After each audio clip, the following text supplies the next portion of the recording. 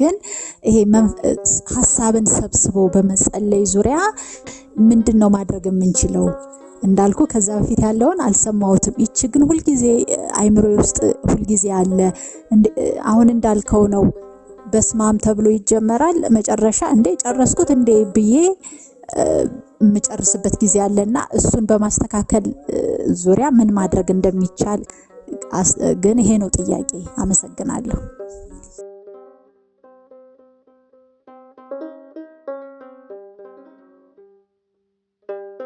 በመዝሙረ ዳዊት እንደምንመለከተው ምን የሚል ገጸ ንባብ አለ? ይህ ሕዝብ በከንፈሩ ያመልከኛል፣ ልቡ ግን ከኔ ራቀ ነው ይላል።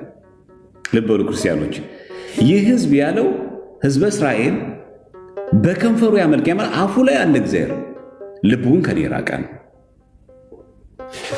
የብሉይ ኪዳን አገልግሎት አንደኛ የግድ ኢየሩሳሌም በአካል መሆን አለበት የሚል ነው። ሁለተኛ የሚፈጸመው እዛው ኢየሩሳሌም ብቻ ሳይሆን ከኢየሩሳሌም ውጭ ራሱ መፈጸም አይቻልም። መስዋዕተ ኦሪትም አለ ብሎ ያምናሉ። በዛ ላይ ዋናው ጭንቀታቸው ፊዚካላዊ ነው። ከዛ እነሱ በዓመት አንዴ ይመጣሉ። ተደብቆ መዘሞት፣ ጠንቋይ ቤት መሄድ፣ መተት ጋር ማድረግ፣ ሞራ ገላጭ፣ ምስር የሚምሱ ቅጠል የሚበጥሱት ጋር መሄድ የሚችሉ ይንቀሳቀሱ ነበረ። በድብቅ ሆነው እግዚአብሔር ፈቅዶላቸው አይደለም። ጌታችን ያላት ያለው ሳምራዊት ሴት ይሄን ነው። እንዲህ አይደለም።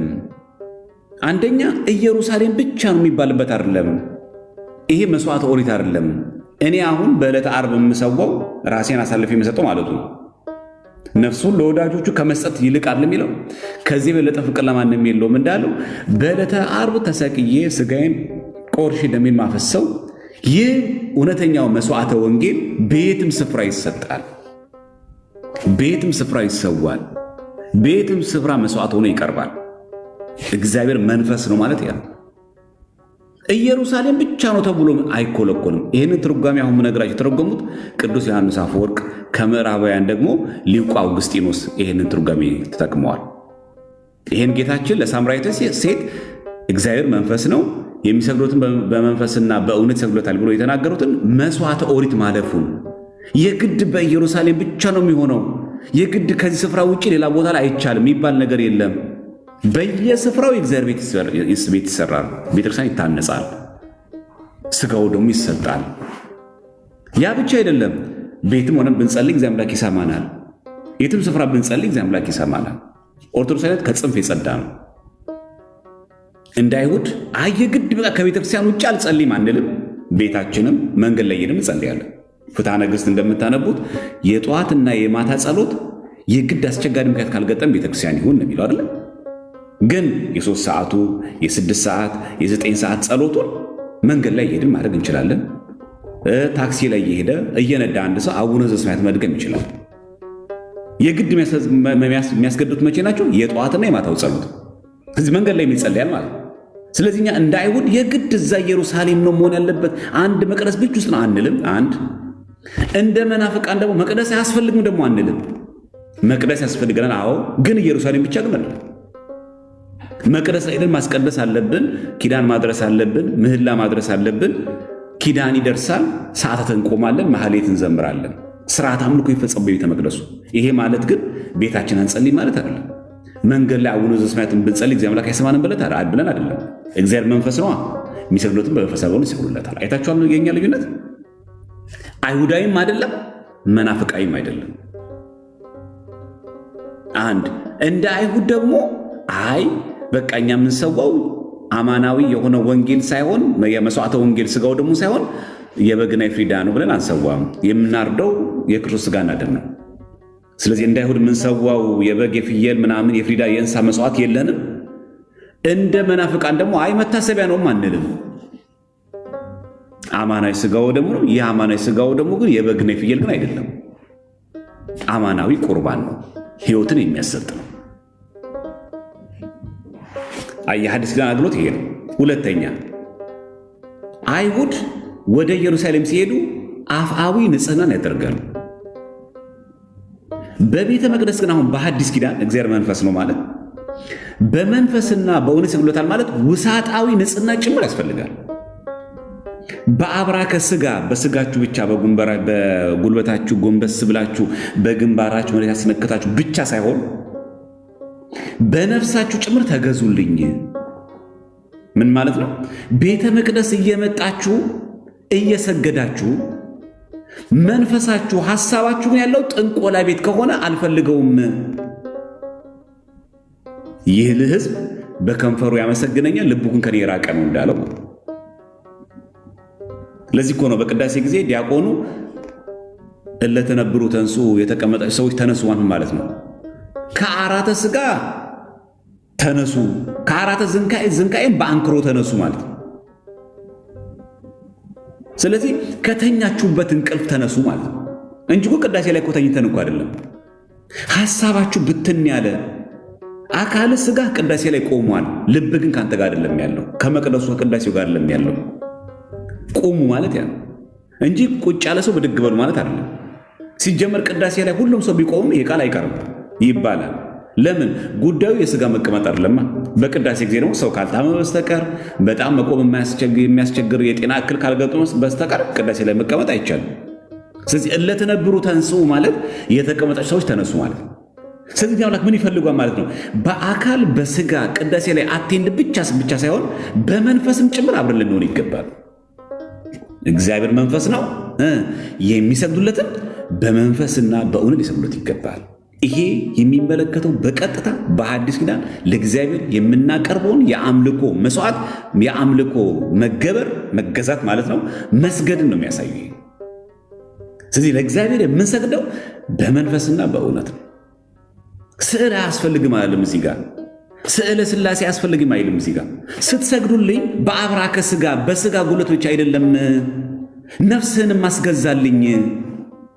አካልህ እዚህ ሆኖ ልብ ከኔ ከእግዚአብሔር ጋር ካልሆነ ምን ያደርግልኛል? ይሄ እኮ የብሉይ ኪዳን መስዋዕት አይደለም፣ አፋዊ አይደለም፣ ይሄ ውሳጣዊ ነው። እንደ ብሉይ ሥጋዊ አይደለም፣ ይሄ መንፈሳዊ ነው። በእግረ ሥጋ ብቻ ቤተክርስቲያን አትምጡ፣ በእግረ ነፍስም ወደኛ ኑ፣ ወደ እኔ ኑ፣ ነፍሳችሁም ጭምር አብሮ ይምጣ። ትዝ ይላችኋል በቅዳሴ ጊዜ ምን እንደሚባል በሰማይ ያህሉ ልብክሙ ይላል። ምን ማለት ነው? በሰማይ ልባችሁ ይኑር። ልባችን እኮ ነው። በአካልማ እዛው ቅዳሴ መቅደስ ነው ያለ ነው። ወንዶች በወንዶች ሴቶች በሴቶች ቆመናል። ካህናት እኮ መቅደስ አሉ። በአካል እኮ ፊዚካሊ እኮ እንተያያለን። ምን እንደሚለው ግን በሰማይ ያህሉ ልብክሙ። ለምን? እግዚአብሔር መንፈስ ነው። የሚሰግዱለትስ በመንፈስና በእውነት ሊሰግዱለት ይገባል። ስለዚህ እግዚአብሔር መንፈስ ስለሆነ ልባችሁ ራሱ በሰማይ ይኑር። በሥጋ ብቻ ኪዳን ላይ አትቁም። በሥጋ እግር ብቻ እዚህ መቅደሱ አትገኝ። ልብህም ጭምር እኔ ጋር ይሁን ነው። አንድ ኢትዮጵያዊ ብሂል አለ፣ ልብ ካላየ አይን አይማል የሚባለው። የልብ ካላየ እኮ ሰው እያያችሁ ከፊት ለፊት ታልፉታላችሁ እኮ። ልባችሁ ሌላ ቦታ ነው። አይናችሁ እኮ እያየን ያለው ሰውየውን ግን ባላየ እኮ ማለት ፈልጋችሁ አይደለም። ፊት ለፊታችሁ ወይኔ ይቅርታ በእናትህ እያየሁ ነበር ግን እንደው እንኳን አላውቅ። ልብ አላየማ። እግዚአብሔር ልባችን ጭምር ይፈልገዋል። ይሄ መጀመሪያ ማወቅ። ስለዚህ የሐዲስ ኪዳን አገልግሎት ማለት በመንፈስና በእውነት የምናገለግለው ውሳጣዊ ቅድስና በሌለበት አይገለገልም። ለምን ያስላቸው ኢትዮጵያ ውስጥ አሁን የሁሉ ችግርና መዓት የሚመጣብን በመንፈስ ስለማናገለግለው ነው። በሥጋማ ከበሩን እኮ የተሽከረከርን እየመታው ነው። በሥጋ እኮ በጣም እንሰብካለን። ብዙ ሰባኪዎች አለን። ውጫዊ ነው፣ ዕውቀት ተኮር ብቻ ነው። ለሚለብሰው ነጠላ ለሚለብሰው ቀሚስ ነው የሚጨነቀው።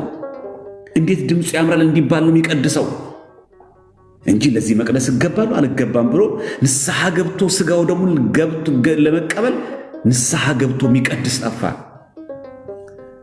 ክርስትናውን እየኖረው የሚሰብክ ሰባኪ ጠፋ። እግዚአብሔር እኮ መንፈስ ነው። እናንተ የሚሰግዱለትን በመንፈስና በእውነት ሊሰግዱለት ይገባል። ምን ማለት ነው? እግዚአብሔር ስናመልከው በመንፈስ ነው። ምን ማለት ነው? በመንፈሳዊ ቅድስና ውሳጣዊ። አያችሁ፣ ይሄ ገጸ ንባብ የሚናገረው ስለ ኢንተርናል ወርሺፕ ነው። ውሳጣዊ ቅድስና ያስፈልጋል። የመንፈስ ቅድስና በሌለበት እግዚአብሔር አምላክ አይመለክም። በውሸት እግዚአብሔር አምላክ አይመለክም። ጠዋት መቅደስ እየሄድን ከሰዓት ጠንቋይ ቤት አይቻልም። ለጥቅም እኮ የተሻለ እኮ የሚፈልጋት ሰው እኮ አለ። ለጥቅም እግዚአብሔር መንፈስ ነው። የሚሰግዱለትን በመንፈስ በሆን ሊሰግዱለት ይገባል። አንዱ መስገድ ማለት መገዛት ማለት ነው። ስንሰግድ እኮ መገዛታችን ጭምር እያሳየ ነው። ስለዚህ ለእግዚአብሔር ያለን መገዛት የምናሳየው ፕራክቲካሊ በተግባር እንደዚህ እየቆመን እየሰገድን ብቻ ሳይሆን በመንፈሳችን ጭምር መስገድ አለብን። ምን ማለት ነው? ነፍሳችን ለእግዚአብሔር መገዛት አለባት። አካላዊ ብቻ አይደለም የኛ ግንኙነት፣ ኢንተርናል መሆን አለበት። በነገራችን ላይ ለእግዚአብሔር ተናገር ነው እንጂ እኛ የምንፈልገው ከይንን ነው። የትኛው አፍቃሪ ሴት ናት? የትኛው አፍቃሪ ወንድ ነው? እንዲሁ ሰው ሲያያቸው በጣም እፍ ያለ ፍቅር አይመስሉ የሚመስሉ ግን ውጪ ሲታዩ ግን ብዙም አይዋደዱ ሰዎች የሉ። ኖርማል ጓደኞችም እኮ አሉ። ያንተ በጣም ቤስት ፍሬንድ ይመስላል። ፎቶ አብሮ ሲነሳ፣ ከአንተ ጋር አብሮ ሲበላ፣ ከአንተ ጋር አብሮ ሲያደርግ ግን ጉድጓድ እየቆፈረ ነው ያለው። አያችኋል ምን ያክል ልዩነት? እኛ እንኳ እንደዚህ ሰው እንፈልጋለን። እንኳን እግዚአብሔር እኛ እንኳን እንፈልጋለን። እኛ ኃጢአተኞች እንኳን እንፈልጋለን እንደዚህ ጓደኛ። ፊዚካሊ እኮ በሰው ፊት እኮ በጣም እንዴት ነው የምትወደው፣ እንዴት ነው የሚወዳት ሚስቱን፣ እንዴት ፍቅረኛ፣ አቤት የነሱ ፍቅር በስመ አይጣል ነው የሚባል ግን እኮ ውሳጣዊ አይደለም። አይፈልገውም እግዚአብሔር አምላክ ይሄንን። እንኳን እግዚአብሔር እኛም አንፈልገው። ጠልተነው እኮ አይደለም። አንተን ቅፍ አርጋ ፍቅራችሁን እኮ ፊዚካሊ መግለጻችሁ መጥፎ እኮ ነው አይደለም። ውስጥ ግን ልብ ከሌለ ምን ዋጋ አለው? ትዳሩ እኮ ነገ ይበተናል። ጓደኝነት እኮ ኖርማል ጓደኛ ነገ እኮ ትጣላላችሁ።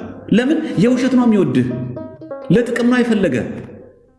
እስካለህ ድረስ ነው አብሮ የተጸጋው፣ እስካለሽ ነው አብሮሽ የሆነው። ሲቀር ይቀራል። እንኳን እግዚአብሔር እኛ እንኳን አንፈልግም። ስለዚህ እግዚአብሔር አምላክ ምን ይፈልጋል? በመንፈስና በእውነት።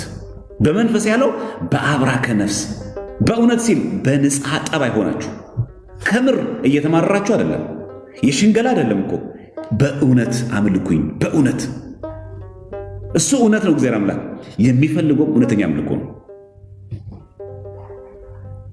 እግዚአብሔር መንፈስ ነው፣ የሚሰግዱለትም በመንፈስና በእውነት። አያችሁ፣ በመንፈስ ማለት በመንፈሳዊነት አንድ። ከዛስ በእውነት።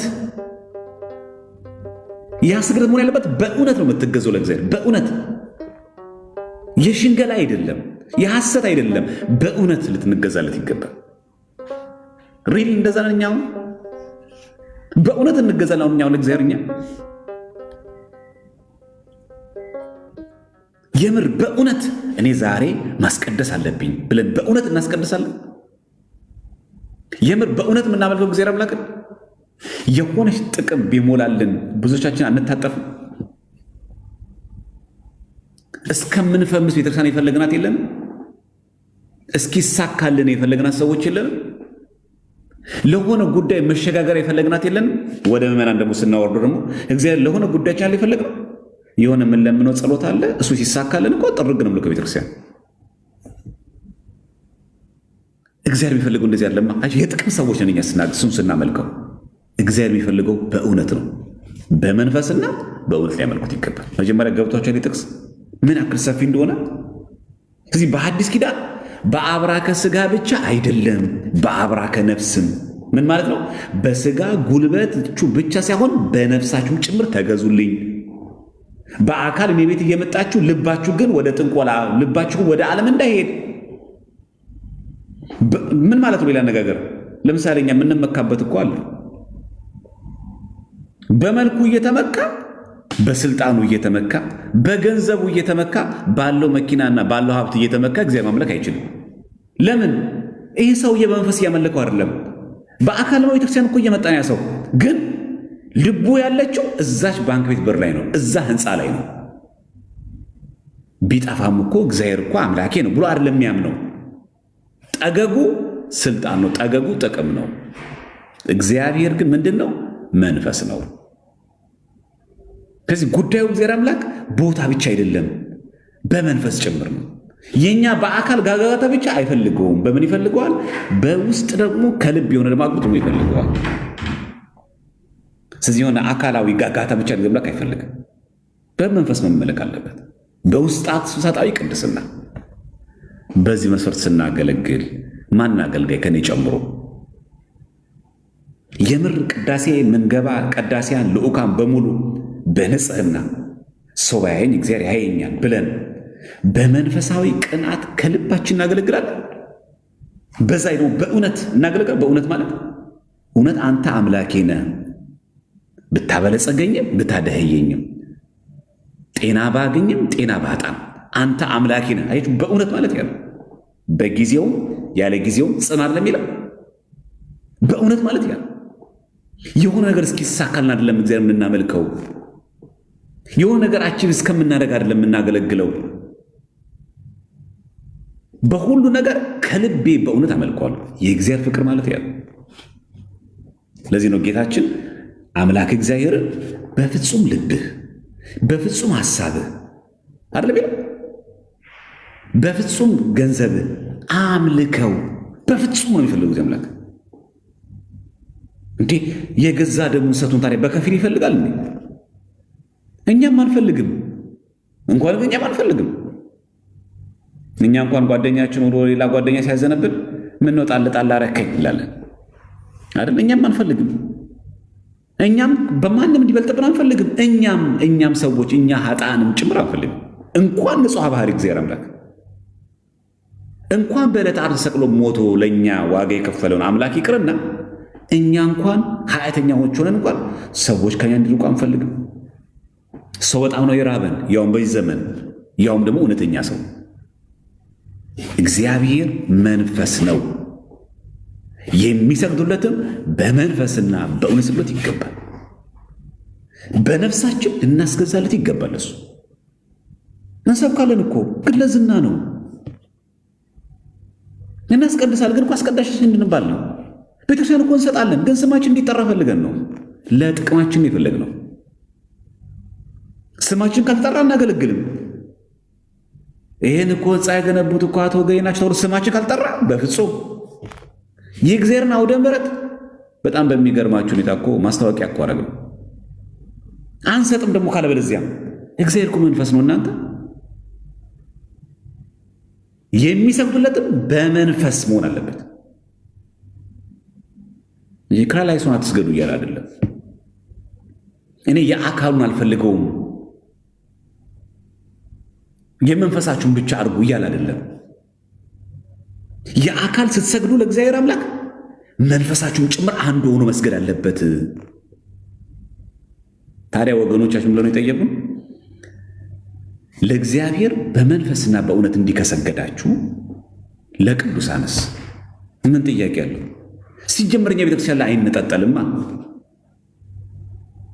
አሱዛዛት በምን ይታሰራሉ? በሁለት ትእዛዝ፣ በፍቅረ እግዚአብሔርና በፍቅረ ቢጽ። እግዚአብሔርን በመውደድና ባልንጀራን በመውደድ። ይህንን ሕግ የፈጸመ ሰው አስሩን ትእዛዛት ፈጸመ ማለት ነው። ስድስቱን ቃላተ ወንጌል ፈጸመ ማለት ነው። አምላኩ እግዚአብሔርን በፍጹም ልቡ፣ በፍጹም ሐሳቡ፣ በፍጹም ነፍሱ የሚወድ ሰው ጣዖት አያመልክም። ከኔ በቀር ሌላ አምላክ አታምልኩ አያመልክም። በሐሰት አይመሰክርም። አይታችኋል። እዚህ ጋር ባልንጀራውን ከልብ የሚወድ ሰው የባልንጀራው ንብረት፣ ፍቅር፣ እንትን ገንዘብ ምናምን ቤት አይመኝም። አይቻል። ፍቅረ እግዚአብሔርና ፍቅረ ቢጽ ያለው ሰው ትእዛዛትን ሁሉ ይፈጽማል። በአጭሩ ማለት ኢታምልክ በሁለት ትእዛዛት ይታሰራሉ። ኢንሾርት ማለት ባጭሩ ስናሳጥረው ፍቅረ እግዚአብሔርና ፍቅረ ቢጽ። አሁን ጥያቄ እንጠይቅ። እግዚአብሔርን ስንወደው እንደምንወደው ፍቅረ እግዚአብሔር አለ አይደል? በምን እንደምንወደው በመንፈስና በእውነት እንጂ በአፋችን ብቻ እኮ አይፈልግም። እግዚአብሔር እኮ እንዴት እንደምወድ እኛ ማናወራው የለ? ስንት ቪዲዮ ሰርተን የለ? እንዲህ እያለቀስን ምናምን። በኢሞጂ እግዚአብሔር ለካ አይሸወድማ። በካሜራ ጋጋታ እግዚአብሔር ለካ አይሸወድማ። በፎሎወር ብዛት እግዚአብሔር አይሸወድማ። አቤት እኮ ስለ ክርስቶስ እኮ ሲናገር እኮ እሱ አይ ብሎ እግዚአብሔር በዛ አይሸወድማ። አንደበታችን ብቻ አይፈልገውም። ይሄ እኮ ምስክር መጥፎ ነው እኮ አይደለም። ልባችን ግን በዛ ልክ ያምነዋል ወይስ ይህን ምስኪኑ የኢትዮጵያ ሕዝብ አስለቀስኩት እንል ፈልገን ነው? እንዴት ነው ማርያምን እንደሚወዳት እንድንባል ፈልገን ነው? እግዚአብሔር አምላክ የሚፈልገው በእውነት ነው። ስለዚህ ፍቅረ እግዚአብሔር ማለት በመንፈስም በእውነትም ጭምር ነው። ባልንጀራችንስ በንጽህና በቅድስና ከልባችን መውደድ አለብን። አያችሁ፣ ፍቅረ እግዚአብሔርና ፍቅረ ቢጽ አይለያዩ፣ አይነጣጠሉ። አሁን አንድ ሰው መጥቶ እሺ አምላክ እግዚአብሔርን በፍጹም ነፍስ በፍጹም ሐሳብ በመንፈስና በእውነት ትወደዋለህ። ጥሩ። ባልንጀራህንስ? እንደዛው ነው የምወደው፣ በመንፈስና በእውነት ነው የምወደው። ታዲያ ባልንጀራዬን የውሸት በአፍ ልውደደው? በሽንገላ ልውደደው? በስጋዊ ሐሳብ ልውደደው? ለጥቅሜ ስልፈልገው? ግን ፍቅረ እግዚአብሔርና ፍቅረ ቢጽ አንድ አይነት ናቸው ወይ? አይደሉም። እግዚአብሔርን ስወድ ምን ብዬ ነው?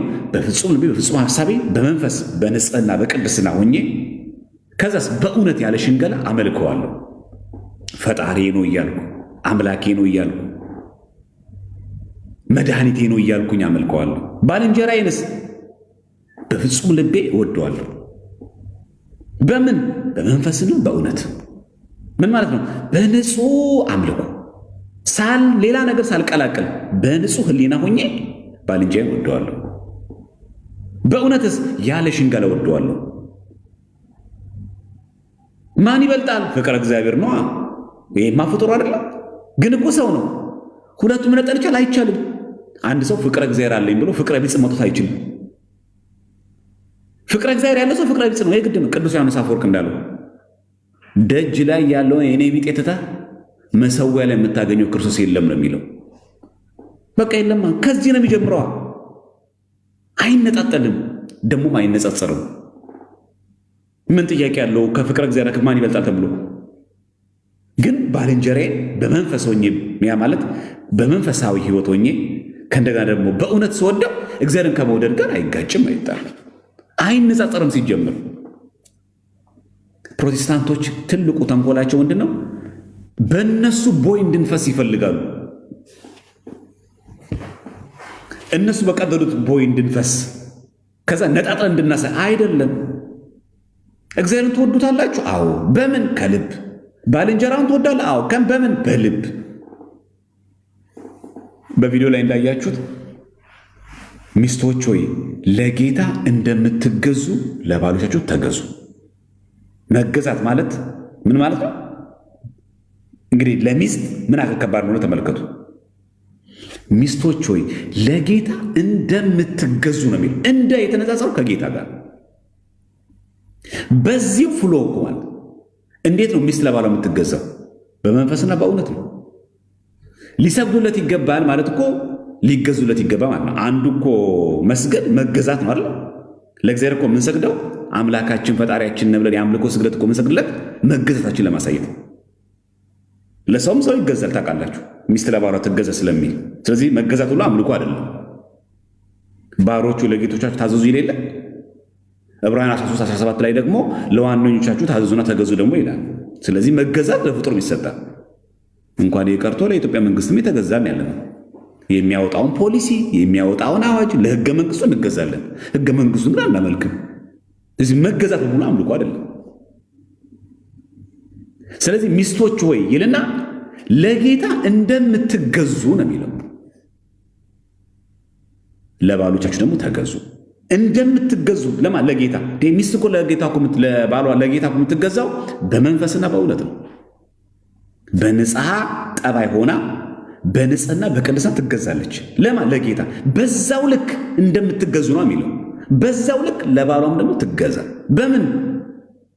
በቅድስና በንጽህና ሆና በእውነት ትገዛለት ለባሏ።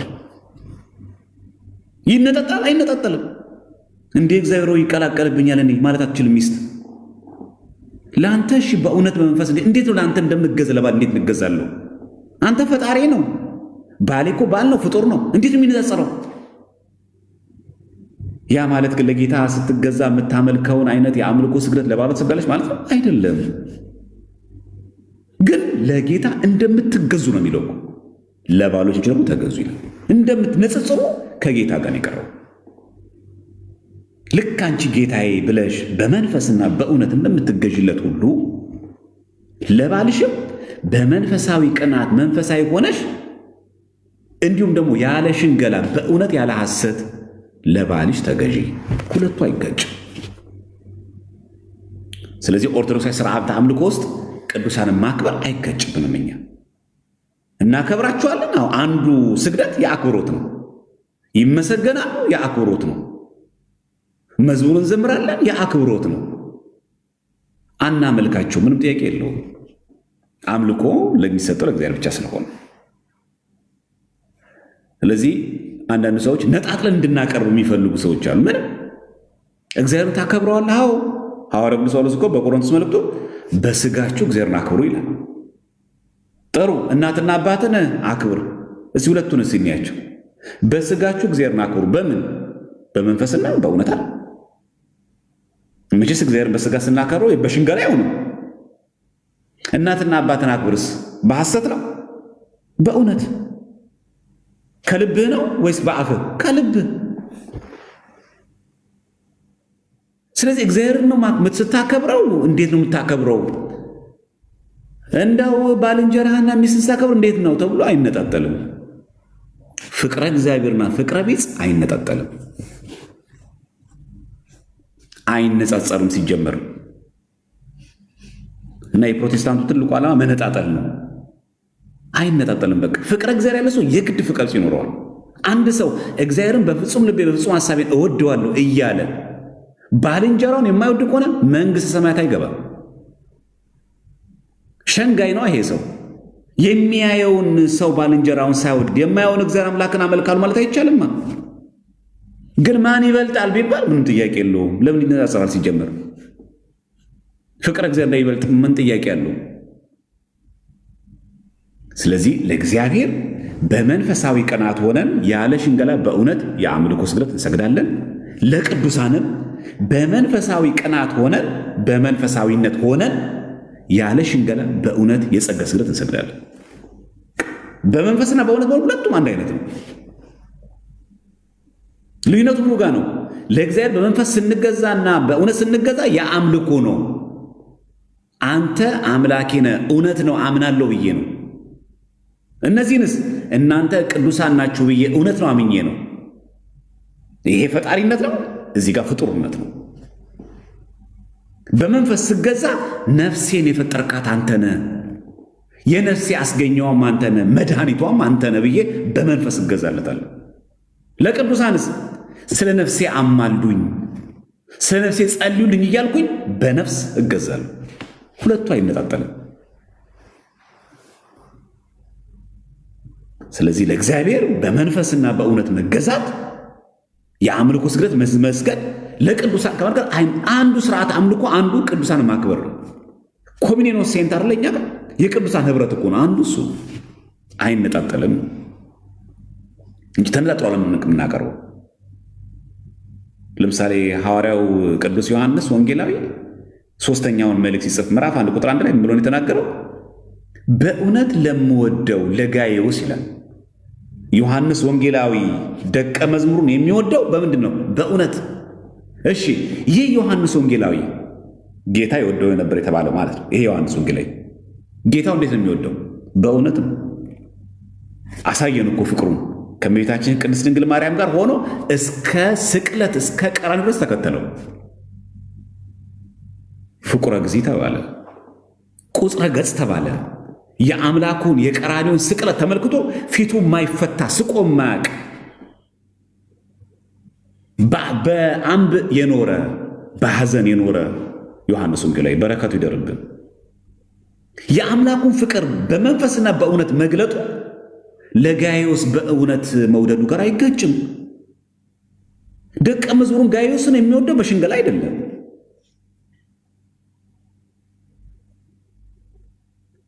ለዛ ነው ፕሮቴስታንትም ትልቁ ችግር ይሄ ነው። እንደው ካውንተር ኩዌሽኒንግ ደግሞ እናድርገውና ጥያቄን በጥያቄ ለመመለስ ሉተራውያን በተለይ ኒው ጆይ ሉተራውያን የሚባሉት በመሰዊያውና በመስቀል ፊት ይሰግዳሉ። በምን እንደሚሰግዱት ከእግዚአብሔር ውጪ ለሆነ በምን እንደሚሰግዱት መሰዊያው ራሱ እግዚአብሔር አይደለም ማለት። በእርግጥ ሉተራውያን ስጋው ደግሞ አማናዊ ነው ብሎ ያምናሉ። በመሰዊያው ፊት ሲሰግዱ መሰዊያው ራሱ እግዚአብሔር አይደለም። መስቀሉ ራሱ ጌታ የተሰቀለበት ነው እንጂ መስቀሉ ራሱ እግዚአብሔር አይደለም። በመሰዊያውና በመስቀሉ ፊት ሲሰግዱ ሉተራውያን በምን እንደሚሰግዱት ለእግዚአብሔር በመንፈስና በእውነት ከሰገዱ ለመሰዊያውና በመስቀል ሲሰግዱት የሽንገላ ነው የሚሰግዱት። ስጋዊ ነው ስግደቱ። በጣም የሚገርመው ደግሞ የአንግሊካን ቸርቾች ነው። የሰራሁት ቪዲዮ ላይ አለላችሁ፣ እንትኑን አስቀምጬላችኋለሁ፣ ማየት ትችላላችሁ። አንግሊካን ቸርቾች ጌታ የተሰቀለበትን መስቀል እናከብራለን ብለው ቦው ዳውን ነው የሚለው፣ ተጎንብሰው ወድቀው ይሰግዳሉ። የምን ስግደት ነው ይሄ? እግዚአብሔርን በመንፈስና በእውነት የሚያመልኩት ከሆነ ለመስቀሉ የቀረበው በምንድን ነው የሰገዱት? በመንፈስና በእውነት ወይስ በሐሰትና በስጋ? ስለዚህ እግዚአብሔርን እንወደዋለን። አዎ ከልብ። ባልንጀራን ትወዳለህ? አዎ ከምን? ከልብ። ሁለቱ አይነጣጠልም። ባልንጀራ ግን ምንድነው? ፍጡር። እግዚአብሔር ምንድነው? ፈጣሪ። ልክ እንደዛው ለእግዚአብሔር ትሰግዳላችሁ? አዎ ከምን? ከልብ። አምላካችን ፈጣሪያችን ብለ የአምልኮ ስግደት። ለቅዱሳንስ ከልብ ያለ ሽንገላ። ግን በምን? የጸጋ ስግደት። በሐዲስ ኪዳን ሽንገላ አይቻልም የትም ቦታ ላይ። ሚስት ለባሏም አትችልም። እንኳን እኛና እግዚአብሔር ቀርቶ እንኳን እኛና ቅዱሳን ቀርቶ ሚስት ለባሏ እኛና እናንተም አንችልም። ለቴክስት ለድምቀት አይደለም ብሮዬ ምናምን። አሁን የመናፍቃን አንድነት ምንድን ነው? ሉተራውያን ምናምን እንደምታችሁ ፔንቴኮስታል አንተ እንደው ገስት ላይ የሚሰበሰቡት ለምንድን ነው? የሳክስ አንድነት አላቸው። ሳክስ ታውቃላችሁ? በቃ ሳክስፎን ዝም ብሎ በቃ የጋራ ትምህርት የለም፣ ግን የጋራ ጠላት አለች። ማናት እሷ? ቤተክርስቲያን። ስለዚህ በየትኛውም መንገድ እሷን መቀጥቀጥ መምታት ነው። ስለዚህ ዝም በል ውጣ ጽም ነው ማለት ያለብን። የጋራ ጠላት ኦርቶዶክስን ማጥቃት። ስለዚህ አሁን እኛ ወደኛ ህይወት ስናመጣው እግዚአብሔር አምላክ ምን ይፈልጋል? በመንፈስና በእውነት። ለምን ስላችኋል? የሎዶቅያ ቤተክርስቲያንን አስተዳዳሪ እግዚአብሔር አምላክ የወቀሰው እሷን ላንብብላችሁ። እዚህ በራእይ ዮሐንስ ላይ በጣም ግሩም ከሆኑ መልእክት፣ በነገራችን ላይ በራእይ ዮሐንስ ያሉት መልእክታት በሙሉ እኛንም ህይወት ይመለከታሉ። እሺ እነዛን አገልጋዮች ብቻ ተብሎ የሚገፈተሩ አይደሉም። እንደዛ እንዳታስቡ ብዬ ነው። ሁላችንም የሚመለከቱ ናቸው። በሎዶቅያ ቤተክርስቲያን አስተዳዳሪ ያለውን ሲናገር ምንድን ያለው? በራድ ወይም ትኩስ እንዳይደለ ስራህን አውቃለሁ ካለ በኋላ በራድ ወይም ትኩስ ብትሆንስ መልካም ነበር ነው የሚለው። በራዱ ትኩስ ብትሆን ምን ሆነ? መልካም ነበር። ይሄ ምን ማለት ነው? በአጭር ቃል ስትናገሩ አንድ ሰው ለምሳሌ ሲያገለግል እንደዚህ አይነት ወጣ ገባ ያለ ህይወት ያለው ሰው ማለት ነው። ወጥነት የሌለው ህይወት ያለው ሰው ማለት ነው። በረዶ ትኩስ አይደለም። በቃ እንዲህ ነው የሚያደርግ። እኛ እንደዚህ አይደለም። አሁን የሆነ ነገር ቤተሰብ ሲፈጠር ፕሮፋይል እንቀይራለን። ሆላል በቃ መንጋ። ከዛስ ለጥ ሎዶቅያ ቤተክርስቲያን ማለት የኛ ነው። በነገራችን የሎዶቅያ ቤተክርስቲያን ከፍተኛ የሆነ የውሃ እጥረት ያለባት ነው እና ውሃ የሚመጣው በጣም ከፍተኛ ከሆነ ከተራራ ቦታ ላይ ሆኖ የዛ ሰዓት ቱቦ እንደዚህ ስለሌለ የሚመጣው ልክ በወራጅ አሁን ጎርፍ እንደሚያልፍበት እኛ ጋር ውሃ ድንጋይ ተነጥፎ በድንጋዩ ነው እየተሻገረ እንደዚህ እየተሻገረ የሚመጣው።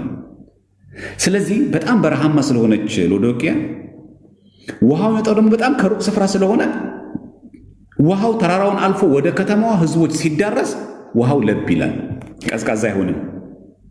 በድንጋይ ላይ እየተሸጋገረ ስለመጣ ልክ በተነጠፈ ድንጋይ ላይ እየተሻገረ ስለመጣ ከተማዋ ላይ ሲደርስ ያ ውሃ ለብ ያለ ውሃ ይሆናል። ለዛ ነው በራድ ወይም ትኩስ እንዳይደለ ያለው። ለዚህ ነው እንደ ከተማ ውሃ ነህ አንተ። እኛም እንደ ከተማው ነን። እኛ አሁን ከከተማ ልጆች ነው እንደምንለየው። የከተማ ልጅ ስላችሁ የከተማ አዲስ አበባ ወል ምናምን አይደለም ነግራችሁ። ዓለማዊ ሰዎች ከሆኑ በምን እንለያለን? እኛም እንጨብሳለን፣ እነሱም ይጨብሳሉ። እኛም እንሰክራለን፣ እነሱም ይሰክራሉ። እኛ ጋርም ዝሙት አለ፣ እነሱ ጋርም ዝሙት አለ። በምን እንደምንለየው የኛ ከዓለም ሰዎች እንደምንለየው እኛ ብዙ ጊዜ ያው ከተሜነት ብዙ ጊዜ ሲባል ሰው የሚያየው የገጠር ልጅ የከተማ ልጅ አይደለም። ምንድን ነው የኛ ልዩነቱ? እኛ እኮ በጣም ችግር እኮ ያለብን ገና ገብተንበት የማናውቀው ካፌ ስንገባ ፎቶ አንስተን እኮ የምንፖስት ሰዎች እኮ ነን እኛ። እውነት ይሄ ሃይላንዳውን ፎቶ ተነስቶ የፖስታል ሰው ነው? ጤነኛ ነው ሰው? እንደ በጣም እኮ የምንገርም ሰዎች ነው። የበላውን ፒዛ ፎቶ ያነሳሉ። አብይ ጾም ነው እንኳን አይልም። እኛ ምንድነው? በአጠቃላይ ሁሉ ብርቆች ነን። እኛ ሁሉ ብርቆች ነን። ብርቅ ይሆንብናል። ድህነቱ ይመስለኛል አንዳንዴ እንደዚህ የሚያደርገንና ፎቶ እኮ ማስታወሻ ሰው ሊነሳ ይችላል። የበላውን ምግብ ማህበራዊ ሚዲያ ላይ ፖስታል። ለጓደኛሽ ልታስቀን ነው ይሄን በላው ምናምን ልትል ትችላለህ። እንደው ለጫወታ ለፈን እንበለው ማህበራዊ ሚዲያ ላይ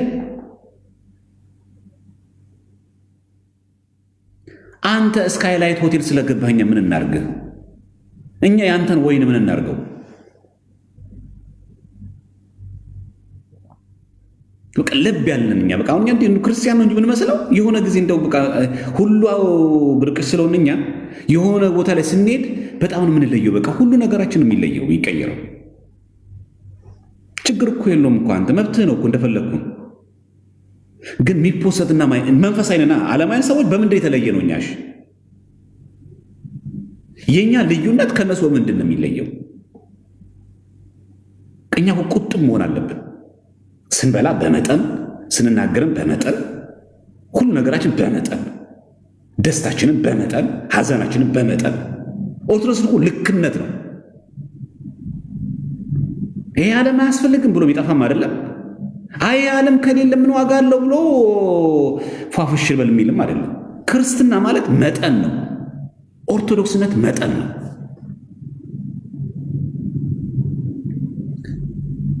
ምንድን ያለው ቁጥር 16 ላይ እንዲሁ ለብ ስላል በራድ ወይም ትኩስ ስላልሆን ከአፌ ልተፋ ነው ይላል።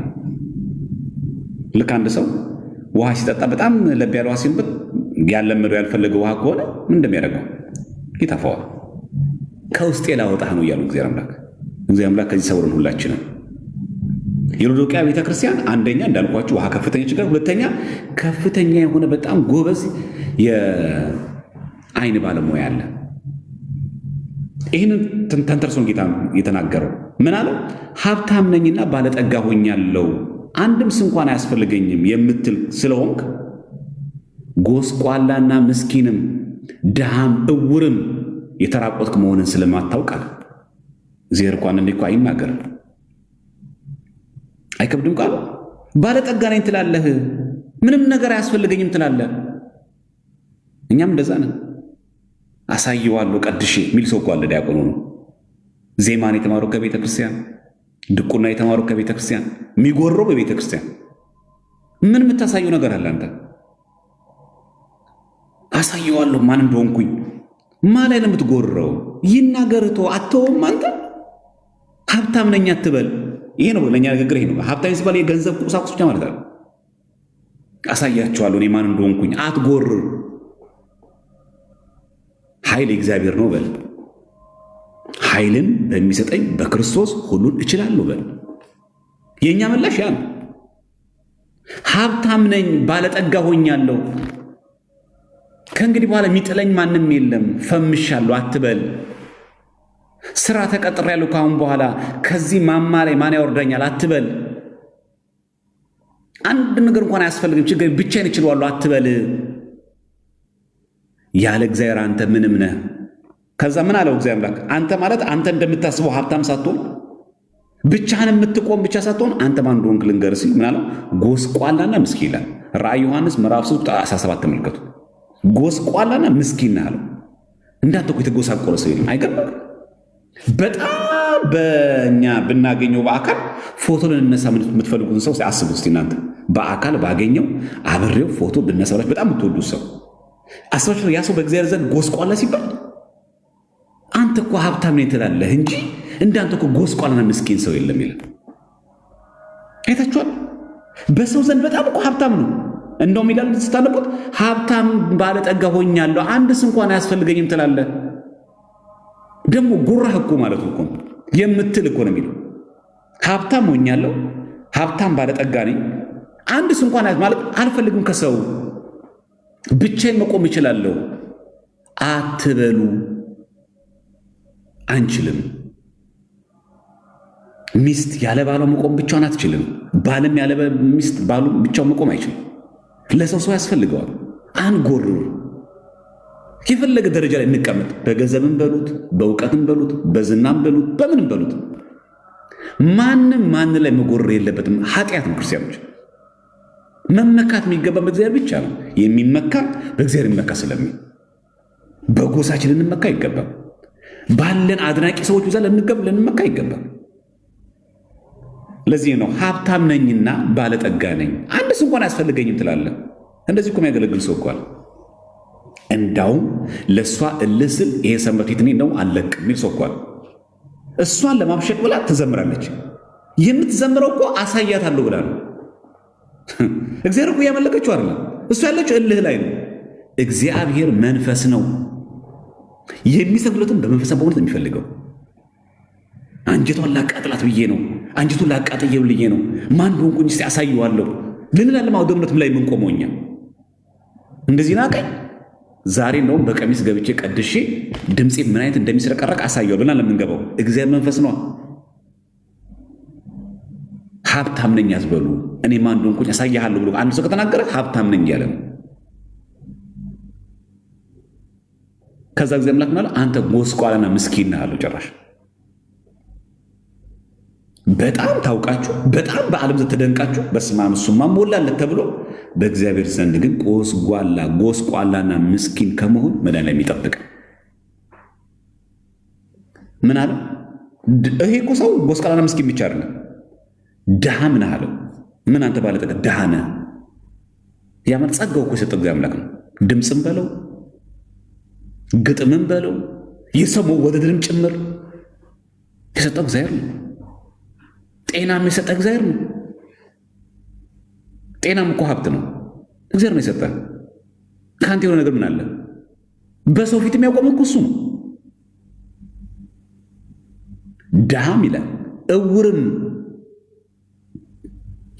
ድሃ ነህ ኢኮኖሚካሊ፣ በዛ እውር ነህ። አይን አለች እውር ነህ አንተ።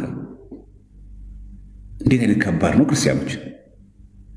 አይኑ እኮ አይም እኮ እያለ አይደለም እውር ነህ አንተ ካለው በኋላ የተራቆትክ መሆንህን ወቅ። ስለማታውቅ ነው ያለው። እንደውም የተራቆትክ መሆንህን ስለማታውቅ ራቆትህን እኮ ነው ያለው። የጸጋ ልብስ የለህም እያለው እኮ ነው እናንተ። ስለዚህ እግዚአብሔር ጋጋታ አይፈልግም። የቀሚስ ጋጋታ፣ የስም ጋጋታ፣ የዝና ጋጋታ አይፈልግም። የዕለቷን ወንጌል እግዚአብሔርን ፈርቶ ከልብ ተዘጋጅቶ በአጭር ደቂቃ አመስጥሮ እግዚአብሔር ይመስገን ብሎ መውረድ። እግዚአብሔር መንፈስ ነዋ። የሚሰግዱለትም በመንፈስና በእውነት ሊሰግዱለት ይገባል። ድሃ ነህ አለው፣ በዛ ላይ እውር ነህ አለው። መድኃኒቱን ደግሞ ይነግረዋል። ችግሩን ብቻ ይናገር እግዚአብሔር መድኃኒቱን። ቁጥር 18 ላይ ተመልከቱ። ራእይ 3:18 ባለጠጋ እንድትሆን ያ ማለት ሀብትህ እንዲመለስ ድሃ ነው ስላለው ነው። ባለጠጋ እንድትሆን በእሳት የነጠረውን ወርቅ ተጎናጽፈህም የተራቆቱትን የራቆትነትህን ሀፍረት እንዳይገለጥ፣ ያ ማለት ራቆትነትን ሀፍረት እንዳይገለጥ ጉድህ እንዳይወጣ ማለቱ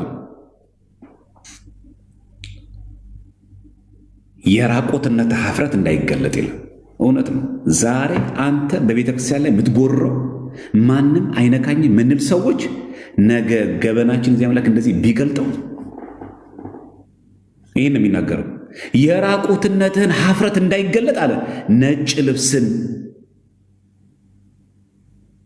እንድታይም ለአይንህ ደግሞ አይኖችን የምትኳለውን ኩል ከኔ ግዛ። እኔ ልስጥ ግድ የለም እኔ አምላክህ አውቀዋለሁ ያንተን ጉድ። ልብስ ደግሞ ሰው ሲሰፋ ደግሞ ልክ አለው አይደል? ልብስ እኮ ስንገዛ እኮ እንለካና አይደል? ለራቁትነት ሀፍረትህ እንዳይገለጣል። እኔ እኮ ዛሬ እንደዚህ እዚህ ቦታ ላይ ያቆምኩ የሎዶቅያ ቤት አስተዳዳሪ ያደረኩት እኮ ብዙ ጉድ እንዳለህ እያወቅኩ ነው። አንተ እኮ የተራቆትክ ነህ፣ የኔ ጸጋ ሸፍነው እንጂ። እግዚአብሔር ስሙ የተመሰገነ ይሁን። ራቁታችን እንዳንቆም በምህረቱ በቸርነቱ ይጠበቀን አምላክ። ታዲያ እዚህ ህዝብ ላይ ቁማር ሰው መጫወት አለበት? እግዚአብሔር እኮ እውነት ነው። በመንፈስና በእውነት ሊያመልኩት ይገባል። ለካኛ ራቁታችን እናንተ ለካ እሱ ሸፍኖን ነው። በመግቦቱ በር ለካ ሸፍኖን ነው እንጂ ራቁታችንን ለካ ያለን እንደው ሲመክረው ምንድን ያለው? የራቁትነት ሀፍረት እንዳይገለጥ በዛ ደግሞ ለዓይንህ እውርነህ ስላለው ዓይንህን የምትኳልበት ኩል ከኔ ግዛ፣ ግድ የለም እዚህ በጣም በመድኃኒት በሜዲሲን የታወቀ የሎዶቅያ ሐኪም አለ። የአንተ ሕክምና እሱ ጋር ለመፍትሄ ያለው እኔ ጋር ነው። የአንተ ዶክተር እኔ ነኝ፣ እኔ እግዚአብሔር ነኝ። ዓይን ልቦናህን አበራዋለሁ ሲል ከዛ ደግሞ እንዳይደነግጥበት እግዚአብሔር አምላክ ቁጥር 19 ላይ እኔ የምወዳቸውን እገሥጻለሁና፣ የእግዚአብሔር ስሙ የተመሰገነ ይሁን። እኔ የምወዳቸውን እገሥጻለሁና እቀጣቸውም አለው ይልና እንግዲህ ቅና ንስሐም ግባ አለው። ቻንስ ነው። እኔ አሁን ጠልቻህ አይደለም ይሄን የምናገረው። ጎስቋላ ነህ፣ ድሃ ነህ፣ ዕውር ነህ፣ ምስኪን ነህ የምልህ ጠልቻህ አይደለም። መፍትሄው እኔ ጋር ያለው እና ወደ እኔ እንግዲህ ቅና። እግዚአብሔር አምላክ የሚወዳቸውን ይገሥጻልና። እግዚአብሔር ምንድን ነው? መንፈስ። ስለዚህ የሚሰግዱለት ወይ ደግሞ የሚገዙ በምን ሊገዙለት ይገባል? በመንፈስና በእውነት ሊገዙለት ይገባል። ጊዜ የሐዲስ ኪዳን አገልግሎት ማለት ይሄ ነው። ስለዚህ ይህ የሎዶቅያ ቤተክርስቲያን አስተዳዳሪ በአካል እኮ አለ፣ አልካደም። መናፍቅ እኮ አልሆነም አለ። ግን በራድና ትኩስ አይደለም፣ ለብ ያለ ነው። እኛም ለብ ያለ ነው። የሆነ ጊዜ ኦርቶዶክስነታችን ስትነካ ኦርቶዶክስ ቤተክርስቲያን እንዳለ ከዛስ እልምድርግም ጥፍት ክብረ በዓል ንግስ ሲሆን እንዲህ የጦዝን ነው እንደ እንዝርት ከበሮ መንመታው። እሁድም የጾም ቅበራና ፍቺ ጊዜ ያለነው ናይት ክለብ ነው።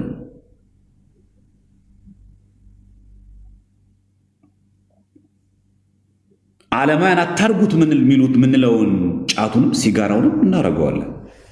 ይሄ ኃጢአት ነው ምንለው ዝሙትም እኛም በድብቅ እናደርገዋለን። ተመልሰን ደግሞ እዚህ ጋር ደግሞ መንፈሳዊ ደግሞ እንሆናለን።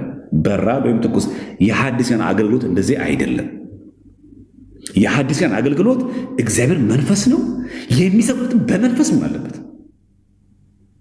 የታይታይ የካሜራ የሾው የአድናቂ አይደለም። የምታመልከው በእውነት መሆን አለበት። ስትሰግድለት በእውነት ስገድለት። የሆነ ጊዜ ማሳለፊያ እንዳታረው ጊዜ አምላክ በዛ ነው። በመንፈስ በንጽህና አድርገው። እግዚአብሔር ምንድን ነው? መንፈስ ነው። የሚሰግዱለትን በመንፈስና በእውነት ሊሰግዱለት ይገባል። እንግዲህ ቅና፣ ከዛስ ንስሐም ግባ። ቅና፣ መንፈሳዊ ቅናት ቅና። እኔ የምወዳቸውን እገሥጻለሁና። አሁን ይህን ሁሉ የምናገር ስለምጠላህ አይደለም። የምወዳቸውን እገሥጻለሁ፣ ከዛስ እቀጣማለሁ። ልክ እናንተ የሆነች በሕይወታችን የሆነች ቆንጠጣ ሲደርሰን ቆንጥጫ ከደረሰችን ስለሚጠላን ሳይሆን ስለምንድን ነው? ስለሚወደን ነው። ታዲያ ስለሚወድ ይቀጣል? አዎ ይኸው ተጽፏል እኮ ራእይ ዮሐንስ ምዕራፍ 3 ቁጥር 19 ላይ ያልቃል። እኔ አለ የምወዳቸውን እገሥጻለሁ። ያ ማለት የሚጠላቸውን አይገሥጽም ማለት ነው፣ ይቀስፋል። ለካኛ እናንተ እግዚአብሔር አምላክ የሚናገር የሚቀጣ ለካ ስለሚወደን። ስለዚህ አታጉረምርሙ። ክርስቲያኖች በሕይወታቸው ፈተና ስትገጥማ አናጉረምርም። ለምን? ስለሚወደን ነው። ይኸው ተናገረ እኮ እኔ የምወዳቸውን እገሥጻለሁ ማለት። ከዛስ እቀጣቸዋለሁ። መቅጣት ብቻ አይደለም፣ እቀጣቸዋለሁ የሚለው ፊት ለፊቱ ምን ያለው? መገሰጻለሁ። እገስጻለሁ፣ አልመለስም፣ እቀጣለሁ። ይሄን ሁሉ ማድረገው ግን እኔ የምወዳቸውን ነው የሚል። እድለኞች ነን በጣም። ስለዚህ እግዚአብሔር አምላክ በተለያየ ነገር ይቀጣል። እግዚአብሔር ሰውን ሲቀጣል እንደው ማለት አይደለም ያለብን፣ ከልባችን በንስሐ እያለቀስን መመለስ ነው ያለብን። ስለሚጠላን አይደለም፣ ስለሚወደን እንጠቀምበታለን። ከዛ ምን አለው ግን? ምን አለው? እገስጻለሁ እቀጣማለሁ ካለ በኋላ ከዛ ግን ምን አለው ግን? እንግዲህ ንቃ፣ ቅና፣ ንስሐም ግባ አለው። ገስጾትም ቀጥቶትም ቀንቶ ንስሐ ካልገባ ይቀሰፋል፣ መቅረዝ ይወሰዳል። ምክንያቱም እግዚአብሔር ምንድን ነው? መንፈስ ነው። ስለዚህ አንዳንድ ጊዜ ሀብታም ነኝ በጣም ሞልቶ፣ ብዙ ጊዜ እንደዚህ ነው የምንሸወደው። በቃ አሁን መንፈሳዊ ሰዎች ስብከትን ብዙም አይጠማንም። ለምን? ሀብታም የሚል ስለምናስብ እኮ ነው። አሁን ለእኔም እኮ ብዙም ስብከት ምናምን ማለት ቤተክርስቲያን ሄዳለሁ፣ አስቀድሳለሁ፣ ስጋ ወደሙን እቀበላለሁ ብዙ። ይሄ እኮ ሀብታም ነኝ ማለት ነው።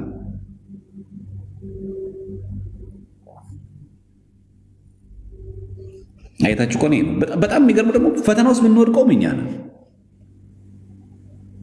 እያያችሁ ነው። ስንት ቤተክርስቲያን ሰንበቴ ላይ ያደጉ የሰንበቴ ፍሬ የምንላቸው ዘማሪያን በሉ ሰባኪያን፣ ሴትም ወንድም እዩት፣ በዓለማዊ ሰርግ እያገባ ትናንትና ቤተክርስቲያን የመጣ ሰው ዛሬ በቁርባን በተክሊል ያገባል። አላያችሁ? ጭራሽ እኮ በሰንበቴ ያደገው ሰው እኮ አቧራው ጨሰ እያለ እየጨፈረ ነው ያለው። ለምን መሰላችሁ? ሀብታዊ ምልኩ ስለምናስብ የሚጎድለኝ የለም ምለን ስለምናስብ ነው።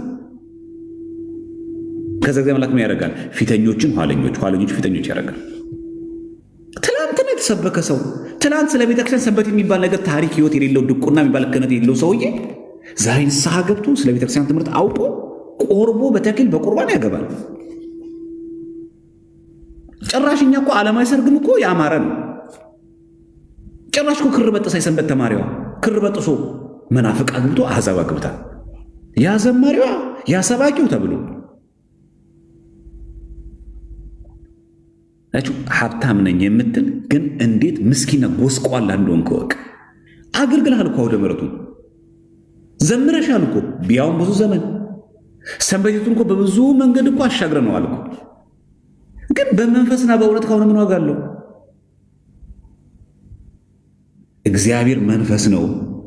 ከልብ ልታገለግሉ ይገባል። ከዛስ ከልብ ደግሞ አይኔ እኮ በድሮም እኮ ከልቤ ነው በንጹህ ልብ ነው የምታገለግለው በእውነት ምን ማለት ነው? በጊዜውም ያልጊዜውም አልክድህም ብለን። በዚህ አጋጣሚ የዘርፌን ጥያቄ እንመልሰው። እኛ ያኔም ያለችዋል ተሐድሶችም እያለን ከቤተ ክርስቲያን የመውጣት ሐሳቡ አልነበረንም። ከልባቸውን ነበር ለኦርቶዶክስ የምናገለግለው ነበረ። በእውነት ግን ነበር። በእውነት ከነበረማ ብትገፋም ባትገፋ መጽናት ነበረበታል። እዚህ ስትፈስ ነው በመንፈሳዊ ቅራት። ከዛስ በእውነት ምን ማለት? በእውነት ማለት ብገፋም ባልገፋም ከአጸደ መቅደስ አልወጣም፣ እዚሁ ግደሉኝ። እግዚአብሔር መንፈስ ነዋ። አንዳንድ ሰዎች እንደዚህ አይነት ሰዎች አለን። የሆነ ትንሽ ግፊት ምናምን ሲበዛብን ምናምን ነገር ብድግንና እንዲህ በቃ ቤተክርስቲያን ሁሉ አስጠላኝ። ለምን? እግዚአብሔር እኮ መንፈስ ነው። አንተ በመንፈስ ማለት በእውነተኛ ኦርቶዶክሳዊ ህይወት ውስጥ ነው ያለው። በእውነተኛ ኦርቶዶክሳዊ አስተምሮ ውስጥ ነው ያለው። ከዛ ደግሞ በእውነት ነው። የልብ አፍቃሪ እኮ አይተውም፣ መቃብር ድረስ እኮ ይከተላል። እውነት እኮ አየን እኮ በዮሐንስ ወንጌልና በድንግል ማርያም የት ድረስ ተከተሉት? ቀራንዮ ድረስ። እስኪመቱት ብቻ እኮ አለም፣ እስኪገረፍ ብቻ እኮ አለም፣ እስከ ቀራንዮ ቀያፋ ድረስ ግቢ ድረስ ያስገባል። አይቻልም እየተባለ ይገባል። የጌታ ፍቅር ነው። ተገፍቼ ነው በአይሁዳ የሚባል ነገር የለም። መሄድ ነው እስከ ቀራንዮ ድረስ፣ እስከ መስቀሉ ድረስ ተከተለው። ተሸለመም እሱ። እነኋት እናትህ እነሆ ልጅሽ።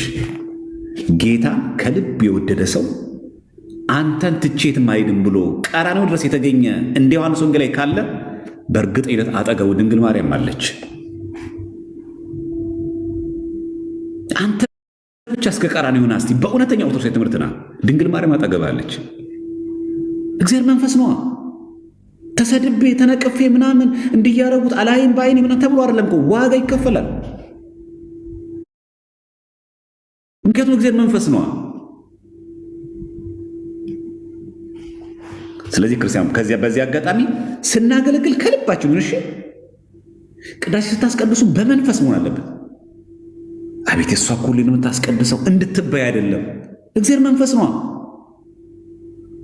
ፊዚካል አፒራንስ ብቻ በቂ አይደለም። በመንፈስም መገኘት አለብን። ቅዳሴው ተጀምሮ እስከሚያልቅ ድረስ ሐሳባችን፣ ልባችን ከቅዳሴው ጋር መሆን አለበት። በመንፈስ በዛ ነው። በእውነት እንዘምራለን እኮ። ለዝማሬውማ እውነተኛ ሰላም ያለ በቤት ነው ልኮ እንዘምራለን። ደስ አይልም መዝሙራችን? ግን እኛ አንክደው። ስለዚህ ዘርፌ እውነት የዛ ሰዓትን በነበራችሁ ዘመን ከቤተ ክርስቲያን ያለ መውጣት ሐሳብ ከነበረና እውነት ከልብ ስታገለግሉት ከነበረ እንዳንቺ ንግግር እንኳን ብንሄድ እግዚአብሔር ግን መንፈስ ብቻ አይደለም ምናመልከው፣ መንፈስ ብቻ ሳይሆን በእውነትም ጭምር ነው። ተደብደቢያ ተመቺ፣ ተወገዢ። ምን ሆነሽ አታገለቂ?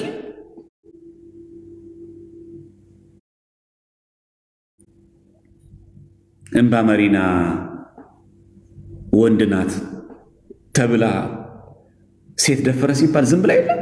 ስትገነዝ ስትሞት አለ የታወቀችው። ዋጋ ይከፈል። አንድ ሰው አንተ ዝም ብለህ ኦርቶዶክስ አይደለም ሳለ ክርት በጥሳለህ እንዴ? ኑፋቄው እስካለ ውጣ። የዛ ሰው ኩርኩም ለአንተ መድኃኒት ምክንያት ነው። ከሌለበትስ ቀጥል። ኦርቶዶክሳዊነትን ጠብቀህ ትራኩን ጠብቀህ ቀጥል። ንስሐ እየገባ ቅዳሴ እያስቀደስ ስጋው ደግሞ የተቀበል እውነተኛ ይቶ ኦርቶዶክስ ክርስቲያን ቀጥል። እግዚአብሔር በጊዜው ጊዜ ይገልጣል። አለቀ። መናፍቅ ከሆንክስ አስመስለን ብታስቀድስ፣ አስመስለን ብትቆር፣ አስመስለን ቤተክርስቲያን ብትገኝ፣ ብትሰብክም፣ ብትዘምርም፣ ቄስም ብትሆን ነቁላ ያወጣሃል። እግዚአብሔር መንፈስ ነው። የሚሰግዱለትም በመንፈስ ነው ሊሰግዱለት ይገባል። እግዚአብሔር የሚፈልገው ልባችን ነው ክርስቲያኖች። ለዛ እኮ ነው እነሆ በደጅ ቆሜ አንኳኳለሁ ይላል። ይሄን በር ነው የግቢያችንን በር ነው አይደለም፣ የልባችን በር ነው። ይፈልገዋል። እነሆ በደጅ ቆሜ አንኳኳለሁ፣ ማንም ድምፄን ቢሰማ በሩንም ቢከፍትልኝ። ድምፄን ሰምቶ ቁጭ አለ፣ በሩ መክፈት እኮ አለበት። አንተ ነው ፈቃደኛው። ወደ ቤቱ እገባለሁ፣ ከእሱ ጋር እራት በላለሁ ይላል። እግዚአብሔር መንፈስ ነው። ይሄ ለቅዱሳን ከምናቀርቡ የጸጋ ስግደት ጋር አይጋጭም። እግዚአብሔርን በመንፈሳዊነት ህይወት መንፈሳዊ ህይወት ኖሮን በመንፈሳዊነት ለእግዚአብሔር መገዛት እንዳለብን ሁሉ ከልባችን ለቅዱሳን የምንገዛው የጸጋ ከልባችን ነው። ድንግል ማርያም የአምላክ እናት መሆኗን አውቄ ከልቤ ነው ማምናት። እንደምታማልደኝ አምናለሁ። ቃል ኪዳኗን አምናለሁ። ስሟን ጠርቻ አፍሬ አላውቅም። አማልጅኝ ብያት አስቀርታብኝ አታውቅም። ድረሽልኝ ብያት ሳደርስልኝ የቀረችበት ጊዜ የለም። በምን እንደምወዳት ነው? በእውነት ከዛስ በመንፈስ የስጋ አይደለም። የኔ መውደድ እንዴት ነው ማርያምን የሚወዳት እንዲባል አይደለም። ማርያምን መውደድ ማለት ከልብ ነው። ደግሞ ማርያም እንዴት እንደምንመውደድ እንዳለብን ደግሞ ቅዳሴ ማርያም ነግሮናል። ኦ ማርያም በእንተ ዝን አፈቅረክ ያለም ማርያም ሆይ ስለዚህ እንወድሻለን፣ ከፍ ከፍ እናደርግሻለን። ለምን? እውነተኛ የህይወት መብልን እውነተኛ የህይወትን ጽዋ ካንቺ ተገኝቷልና አለ ቢለው። ማርያም ሆይ ስለዚህ እንወድሻለን። መውደድ ምንድነው መገለጫው? ይሄ ዝም ብሎ በኢሞጂ ምናምን አይነት ነው። እንደው አምላካችን ስለሆነሽ ነው። በዛ አጋጣሚ የጠቅላይ ሚኒስትር ሚስት ምናምን የጠቅላይ ሚኒስትር እናት እንደምትከበር አባት እንደሚከበር አይደለም። ወደ ሳይሆን በግድ አሁን የጠቅላይ ሚኒስትር ዘመድ እናከብራለን። የግድ ነው። የጠቅላይ ሚኒስትሩ አባት ነው። የጠቅላይ ሚኒስትሩ እናት ናት። የጠቅላይ ሚኒስትሩ ወንድምት ነው ከተባለ ኧረ ስፔሻል ሰርቪስ በስም ጠቅላይ ሚኒስትር በስም ባለስልጣን። ድንግል ማርያም እንደዛ አይደለም። ንጽሕት ቅድስት የሆነች የአምላክ እናት የሆነች እግዚአብሔር አክብሯታል። አዎ ልክ ነው፣ አክብሯታል። ትክክል ነው። በዛ ላይ የአምላክ እናት ናት፣ ወላዲተ አምላክ ናት። ድንግል በክሌ ናት፣ በነፍስ በስጋ ከእንደጋ በመንፈስ ንጽሕት ቅድስት የሆነች ከጌታ የተነገረላት ቃል ይፈጸማልና እሷ ያመነች ብፅዕት ናት። የድንግል ማርያም ፍቅሯን ደግሞ ስታዩት ደግሞ በጣም የሚገርማችሁ ማርያምም ሁሉን ነገር በልቧ ትጠብቀው ነበር። በመንፈስ ነው እግዚአብሔር የሚመለከው። መንፈስ በጣም አስፈላጊ ነገር። ይሄ ካለ ምንፍቅና ውስጣችን አይገባም።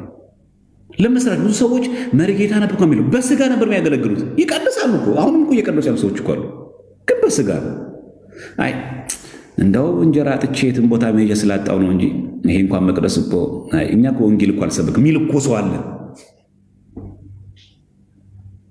ቅጥር ስለሆነበት ሌላ አማራጭ የስጋ አማር ስላጣ እንጂ አለ አናቅም አሉ። ዛሬ እያኮበኮቡ ያልወጡ ሰዎች እኮ አሉ። እያኮበኮቡ ያሉ ከቤተ ክህነት አንስተን ምን አስፈራን? ቅጥር ውስጥ የለን አያባሩ። እውነታው ያ ነው። ከላይ ከጠቅላይ ቤተ ክህነት እስከታች ሰንበቲት ድረስ እስከታች ምዕመን አጥቢያ ድረስ ለጥቅም ተሰግስገው ቁጭ ብለው ቀን እየጠበቁ ያሉ ሰዎች አሉ። እግዚአብሔር እኮ እንደዚህ አይደለም የሚመለከው። እናንተ ሰዎች ለምን ካልጣማችሁ አትወጡም? ምክንያቱም እግዚአብሔር መንፈስ ነው። አንተ በውስጥ ኑፋቄ ይዘ በስጋ ገብተ አሃዱ ለብትቀድስ ገምለክ አይሰማህማ። በውስጥ ኑፋቄ ይዘ አቤት ድንግል ማርያም እኮ የሁላችን እናት እቺ አማላጅ ምን ዋጋ አለው? በድብቅ እኮ መናፍቃን ቤት ሄድክ ነው ያለው። እግዚአብሔር መንፈስ ነው። እግዚአብሔር የሚፈልገው በእውነት ነው። ትዝ ይላችኋል፣ አርዮስ ከተወገዘ በኋላ ተመልሻለሁ አለ። ተመልሻለሁ ሲል እንግዲህ አባቶቻችን የሰው መጥፋቱ ሳይሆን የሚፈለገው መዳኑ ስለሆነ በሉ ከተመለሰስ አንድ ሰው ሲመለስ እንደምታውቁ እኛ ቤተክርስቲያን ቄደር ይጠመቃል። ከዛ ቀጥሎ ደግሞ ይቆርባል አይደል? በሉ ቅዳሴን ቀድስ ተብሎ ቅዳሴ የተገባው ለዛ ነው። ተመልሻለሁ ስላለ ነገር ግን ቅዳሴ መሀል ላይ ወጣና አንበሳ መደብ ሄዳለሁ አለ ሽንት ቤት። ለካ በውስጡ ኑፋቄውን ይዞ ሊያስቀጥል ነው። አጭ እግዚአብሔር ያውቃል። እግዚአብሔር መንፈስ ነው። እዛው ሽንት ቤት እያለ አንበሳ መደብ ሆዱ ዘርግፎ ሞተ። አጭ የውስጣቸውን በውስጣቸው ይዘው ልክ እንደ አርዮስ ተመልሻለሁ ብሎ እኮ የሚመልሰው እኮ ይኖራል። እሱን እግዚአብሔር አምላክ ይመረምራል። እግዚአብሔር መንፈስ ነው። የአንደበት ማቀላጠፍ አይደለም፣ የሥጋ እንባ አይደለም። እንዳትሳሳቱ ክርስቲያኖች።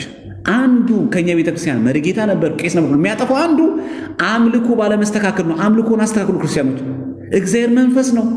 ምን ማለት ነው? ኦርቶዶክሳዊ ስትሆኑ ከልብ ሁኑ። ያልገባችሁ ነገር ጠይቁ። አትጠራጠሩ። መሸጋገሪያ አታርጓት ቤተክርስቲያንን። የጥቅም ማግኘት አታርጓት። መስሪያ ቤት አታርጓት ቤተክርስቲያንን። መሸቀጫ ቤት አናርጋት። እንደዛ ከሆነ እንነቀላለን። ቀን ጠብቆ እግዚአብሔር ያስወጣናል። እግዚአብሔር መንፈስ ነው። ከዛ ነው እኮ በውጭና አቤት ድሮ ገሌ ሲቀድስ ብታየው እኔ እሱ መናፍቅ የሚሆን አይመስለኝም ነበር። አቤት ስለ ድንግል ማርያም ፍቅር እኮ ሲያወራ ብታየው በሁለት አይኖቹ የሚፈሰው እኮ እንባ እግዚአብሔር መንፈስ ነው። ክርስቲያኖች ለካሜራ ድምቀት የምናለቅስለት አይደለም። የድንግል ማርያም ፍቅር በካሜራ የሚገለጽ አይደለም። ሰው እንዴት ድንግል ማርያም እንዲወዳት ብሏል ምስማ መጥራት ያለበት ከልብ መውጣት አለበት። ለዚህ ነው ለእግዚአብሔር በመንፈስና በእውነት ሆነን የአምልኮ ስግደት እንደምንሰግደው ለድንግል ማርያም ለቅዱሳን የምንሰግደው የጸጋ ስግደትም ሆነ አክብሮት በሙሉ በመንፈስና በእውነት መሆን አለበት። የት አይቴ አይደለም። ሰው እንዲያደንቀናለም ሰሚነሽ ማርያም የምንሄደው ሽንቁሩ ሚካኤል የምንሄደው የሚካኤል ውለታ አለብህ ተብሎ ሰው እንዲያወራልን ፈልገን ለካሜራ አይደለም የምንገባው። ከልብ በመንፈስና በእውነት ሆነን ነው። ውጡ ከካሜራ ክርስቲያኖች። የቪዲዮ አይደለም የኛ ኦርቶዶክሳዊነት፣ የድምቀት አይደለም። እግዚአብሔር መንፈስ ነው። የሚመለከው መንፈስ በእውነት ነው። እኛ እንኳን አንወድም አይደል? አንተ ጓደኛ አለ እንዴ ምናምን ስትባል እገሌ ጓደኛ አይደል ስለምት ምን እንደምትሉት መልሱ ባከቱ እሱን ሳክስን ትሉ የለ። እኛ እንኳን እኮ ፌክ ጓደኛ እንኳን አንፈልግም። እንዴት እግዚአብሔር የምንመኝለታለን? እንዴ ያንተ ጓደኛ ሆኖ አብራችሁ ይዋላችሁ አውረተ አረባከቱ እሱ ሳክስ ነው ብሎ የለ። እንዴት ለእግዚአብሔር ውሸተኛ ጓደኛ ትፈልጉታላችሁ? እኛ ለራሳችን ጓደኛ ንጹህ ታማኝ እየፈለግን ለድንግል ማርያም እንዴት ውሸተኛ ይሆናል? ለሰማዕቱ ለቅዱስ መርቆሬዎስ እንዴት አስመሳይ ጓደኛ ይሆናል? እንዴት አስመሳይ ወዳጅ ይኖረዋል? የኛ እንኳን ወዳጅ እንኳን እያሰብን እኔ ከጓደኞቼ ትክክለኛ ጓደኛ ምለው እገሌን ነው እንደ ሌለኛ በችግሬ በደስታዬ በሁሉ ነገር ከኔ ጋር የነበረች የቆመችን ሌላ እኛ እንኳን ወዳጅን መርጥ የለ። እውነተኛ ወዳጅ ከልቡ የሚወደን ያ ማለት ከልቡ የሚያመልከን ማለት ነው። ለቅዱስ ጊዮርጊስ ሲሆን ከልቡ የሚወዱ ማለት ለምን ጣዖት አምልኮ ይሆናል? ስለዚህ እግዚአብሔር መንፈስ ነው ማለት አገልግሎታችን መቀኘት አለበት። ክርስቲያኖች ሁላችንም ከኔ ጭምር ማለት በቃ ሁሉ ስናገለግል በምን ይሁን? በመንፈስና በእውነት። በስጋችን ጉልበት እንስገድ። አዎ ይገባል። በነገራችን ላይ አንዱ ለወጣቶች ጾር የሚያጥፈው ስግደት ነው። ሁሌ ጠዋትም ማታም ስገዱ ክርስቲያኖች። ውዳሴ ማርያም እየደገምን ጸሎት እየጸለይን እየጾምን አይቸው ስግደት፣ ጾም እና ጸሎት ከእንደገና ደግሞ ስግደት መጨመር አለበት። እነዚህ ሶስቱ አይነጣጠሉ። ጾም፣ ጸሎት፣ ስግደት እነዚህ ወጣቶችን ትዕግስት ያስተምራል። ኢቭን ስሜታችን እንድንቋጠር ያደርጋል። አብዝቶ መስገድ በጣም ይገባል። ግን ይሄ ስግደታችን ስናከናውን ግን ከልባችን መሆን አለበት። 40 እና 50 መስገዳችን ብቻ ለእግዚአብሔር የሚያየው የምር ይሄ ስግደት ግን ከልብ የቀረበ ስግደት ነው። እግዚአብሔር መንፈስ ነው። በስጋ ብቻ ነው ወይስ በመንፈስም ተገዝተህልኛል ይላል እግዚአብሔር አምላክ። እግዚአብሔር መንፈስ ነው። እውነት ከልብህ ነው ግን በእውነት ነው ግን የሆነ ቀን ግን አትክደኝም ግን የሆነ ቀን ግን ከኔ ከአምላክ እግዚአብሔር አትኮበልልም ግን። ምክንያቱም እግዚአብሔር መንፈስ ነው። የሚሰግዱለትም በመንፈስና በእውነት ሊሰግዱለት ይገባል። ድንግል ማርያም ስንላትም በእውነት መሆን ያለበት። የሽንገላ ከሆነስ እንወጣለን። ለዛ ነው አሁን እኛ የምንደነቀው። በቃ ግራ የምንጋባው ለዚህ ነው። አቤት እኮ እገሌ ስለ ማርያም የዘመረው መዝሙር እኮ ብዛቱ፣ አቤት እኮ እገሌ ስለ ቅዱሳን የሰበከው እኮ ስብከት አትበሉ። የካሴቱ የሲዲው የስም አጠራር ብዛት አይደለም። በመንፈስ እውነት ከልብ ድንግል ማርያምን የሚወዳት ከሆነ አይወጣም ከዛ ቤት።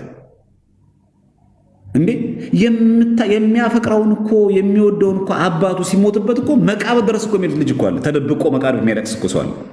ፍቅር አይወጣማ በሞት። ትክክል ነው እያልኳቸው አይደለም። ሰው እንደዚህ ካዘነ በኋላ እንደዚህ ማድረጉ ንጽጽር ነው እያሳዩአቸው ያሉት። አባቴ በጣም ነው የምወደው በሞት የተለየን ብሎ እኮ ተደብቆ ከቤተሰቡ የተቀበረበት መቃብር ሐውልቱ ላይ እኮ ያለቅሳል። ፍቅር እዛ ድረስ ይከተላል። የአባቱ ፍቅር በልቡ ታትሟላ። ምክንያቱም እግዚአብሔር መንፈስ ነው ብለን ስንል በዚህ ልክ ማሰብ ያለብን። ተሐድሶ ብለውኝ እንደዚህ ብሎ አምተውኝ እንደዚህ ብሎ አውግዘውኝ እንደዚህ ብሎ አይባልማ። እስከ መቃብር እኮ የምንከተለው አላችሁ ሴቶቹ፣ እስከ መቃብር የክርስቶስ ፍቅር የሚገለጸው እስከ ሞት ድረስ እስከ ቀራንዮ ነው የምንጓዘው። እንኳን ተብለን ቀርቶ በአፍ በስድብ አይደለም በድንጋይ አይደለም። ለምን አይሰቅሉንም? ይሄ ማለት ግን አንተ ንጹሕ ኦርቶዶክስ ነህ፣ ከልብህ እውነት ነህ። ሲመክሩ ሲገጽጹ ሲመክሩ ትሰማለህ፣ ትሰሚያለሽ አንቺ።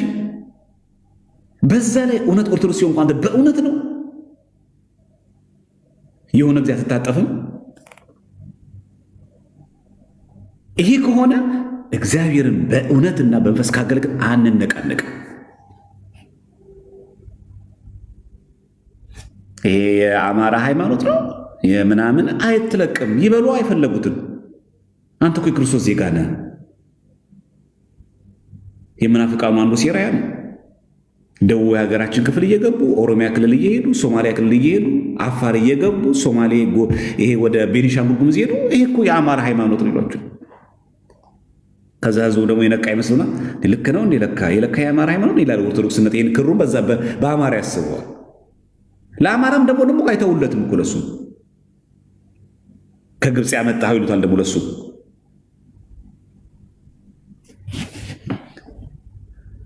እና እግዚአብሔር መንፈስ ነው። እግዚአብሔር ከልብ ከወደድከው አማራ ብትባል ትግሬ ብትባል ኦሮሞ አትነቃነቅም። ኦርቶዶክስን ትወዳታለህ። አየህ፣ እግዚአብሔር የምታመልከው አንተ በመንፈስ በእውነት ነው። ስለዚህ ማንም ተሐድሶ አንተን አይወስድህም። ለምን? የምታመልከው በልብህ ነው። የእግዚአብሔር ፍቅር በልብ ስለታተመ ይሄ ውጫዊ ሰው የሚያደርገው ምናምን ነገር አይነቃቅልህም። ህገ ወጥ ስመት ተከናወነ ወደዚህ ልከርበት ከቤተክርስቲያን ልውጣ እንደዚህ ላደርግ የለም።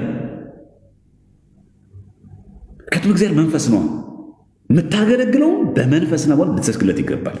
እዚህ ሊሰግዱለት ይገባል ማለት የአምልኮ ስግደት። አንድም መስገድ ማለት መገዛት፣ ሊገዙለት ይገባል። አንድም መጸለይ ያለብን በመንፈስና በእውነት ነው።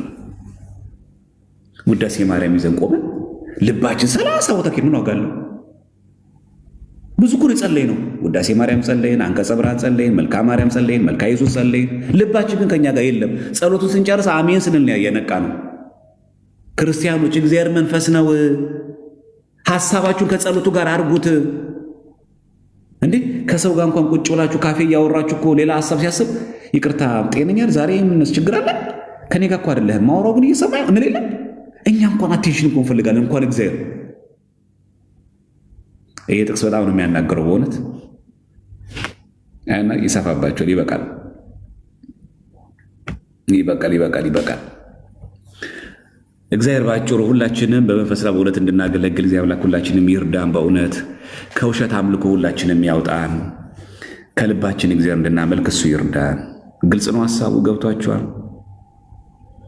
እዚህ ሁላችን ችግራችን የሁላችን ነው ባጭሩ።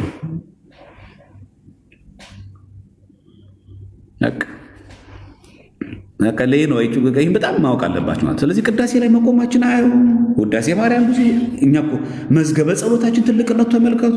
ያ ሁሉ ጸልያለሁ። የምር ግን ጸሎቱን ጀምረን እስከምንጨርስ ሐሳባችን ቆሞ ቀጥሎ ቆሟል። ቅዳሴ ላይ ቆመናል። ሙሉ ሐሳባችን ሙሉ ግን ከቅዳሴው ጋር ነበር ወይስ ተሰጦን በቃላችን ስለምናውቀው እያልነው ነበር? እግዚአብሔር መንፈስ ነው፣ የሚሰግዱለትም በመንፈስ ነው ይፈልጋል። በመንፈሳችን ጭምር አብረው እንድንሆን ይፈልጋል። ለዛ ነው ቅዳሴ ላይ በሰማይ ያህሉ ልበክሙ ይለው። ከዛኛ ምን ብለን የምንመልሰው? ብንሃ በእግዚአብሔር። አዎ አምላካችን እግዚአብሔር ጋር ነው ያለው። አቡነ ዘበሰማያት አቡነ ዘበሰማያት አቡነ ዘበሰማያት ኢታብአነ ውስተ መንሱት ነው። አቤት ወደ ፈተና አታግባን እንላለን። ስለዚህ ይሄ ጥቅስ ለእግዚአብሔር በመንፈስና በእውነት እየሰገዳችሁ ከእግዚአብሔር ውጪ አይባል። ሲጀምር ቅዱሳን እግዚአብሔር ውጪ አይባሉ እንዴ። ክርስቶስ እኮ ቤተክርስቲያን አካል አይደለም? ቅዱሳን እኮ ብልቶች ነው። እኛ እኮ አካሎቹ ነው። ከእግዚአብሔር ውጪ አይባሉማ። ተጠይቆ ራሱ ችግር እኮ አለበት። ከእግዚአብሔር ውጪ አይባሉማ። እንደው ለመጠየቅ ከተፈለገ ለእግዚአብሔር በመንፈስና በእውነት ከሰገዳችሁ ለቅዱሳን ለፍጡራን መስገድ ይባል እንጂ ከእግዚአብሔር ውጭ አይባልም። ስሙ ራሱ ከእግዚአብሔር ውጭ አይደሉማ። እንኳን ቅዱሳን ከእግዚአብሔር ውጭ እኮ አይደለም። እኛ ክርስቶስ ራስ ኮንላት ከቤተክርስቲያን ውጭ ቆለማ አንድ ሰውማ እኮ ምንም እኮ አይደለም። በቃ ካለ ተወገዘ እኮ የለም። ይሄ ሰው ከእግዚአብሔር ውጭ ራሱ አይባልም ሲጀመር። አሁን በአንድም በሌላም እዚህ ሎዶቅያ ቤተክርስቲያን አስተዳዳሪ እዚህ ውስጥ የለንም። ሀብታም ነኝ የምንል ምንም አልጎደለብኝም የምንል በብዙ ነገር ነው። ግን ብዙ ነገር የጎደለ ሰዎች የለንም። ምስኪን ድሃ ጎስቋላ ያለው ስለ አይነህ እኮ ለምትገዛበትን ከኔ ግዛ ያለው እኛ እዚህ ውስጥ የለንም አሁን። ስለዚህ በጣም ጥቅሱ በጣም ከባድ ጥቅስ ነው። እውነት እግዚአብሔር መንፈስ ነው፣ የሚሰግዱለትም በመንፈስና በእውነት ሊሰግዱለት ይገባል የሚለው ጥቅስ በጣም በጣም የሐዲስ ስርዓት አምልኮ እንዳለ ይሄ ነው። በቃ አስራት በኩራት ስንሰጥ ከልባችን በንጽህና በቅድስና ነው። ምጽዋት ስንሰጥም እንደዛው በመንፈስና በእውነት ነው። ምጽዋትም ስንሰጥ ራሱ የሐዲስ ስርዓት አምልኮ እንደዚህ ነው እንጂ ሰርቀ ምናምን አጮርበረ ምናምን በዛ በዝም ብለህ መተህ የምትሰጠው ብር እግዚአብሔር አይፈልግም። ምክንያቱም እግዚአብሔር መንፈስ ነው። በእውነቱ እንደምታውቋቸው አቶ ወገሬ እንደዚህ ለቤተክርስቲያን የቆሙ ናቸው። እውነት ለመናገር ያለ ማዳነቅ ይሄ ቤተክርስቲያን ያለሳችሁ አልቆምም ተብሎ እንዲነገር አይደለም። እግዚአብሔር መንፈስ ነው። የሚሰግዱ መንፈስ ነው፣ ሊሰግዱት ይገባል። እህታችን እንደምታውቋት እንግዲህ ጎበዝ ዘማሪ ናት። ለብዙ ዘመን ነው እዚህ ያገለገለችው ክርስቲያኖች። እንግዲህ ሰለቸኝ ምናምን እንዳትላምን ከዛች ልጅ ሲሰማ ለካ እኔ በጣም ወሳኝ ነኝ ማለት የለባትም። ወሳኝ እግዚአብሔር ብቻ ነው። አስፈላጊ ከሆነ እግዚአብሔር አምላክ ጠራርጎ ያስወጣን ሌላ ያስገባል። ችግር የለበትም።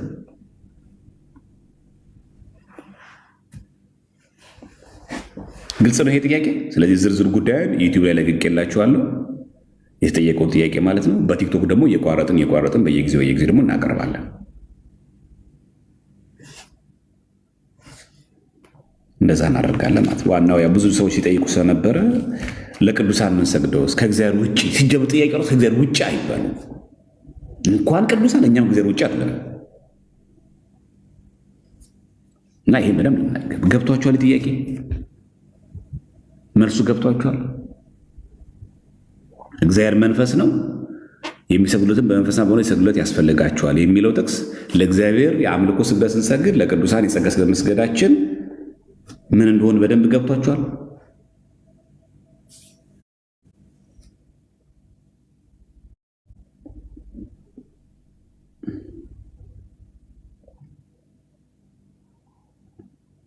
አልገባችሁ? ከጥያቄው በፊት መጀመሪያ እዚህ ላይ በዚህ ላይ ጥያቄ ያለው ሰው አለ? አሁን በተማሩ ጥያቄ ያለው ሰው አለ? አሁን በተማሩ ጥያቄ ያለው ሰው አለ? ካለ አስገባችሁ። አሁን በተማሩ ጥያቄ ያለው ሰው አለ? እሺ ላስገባ። አሁን በተማሩ በደንብ ስሙ፣ አለበለዚያ አወርዳለሁ። አሁን በተማሩ ላይ ጥያቄ ያለው ሰው ነው ያልኩት። እሺ አንድ ቁጥር ጻፉ። አሁን በተማሩ ላይ ጥያቄ ያለው ሰው አንድ ቁጥር ይጻፍሽ።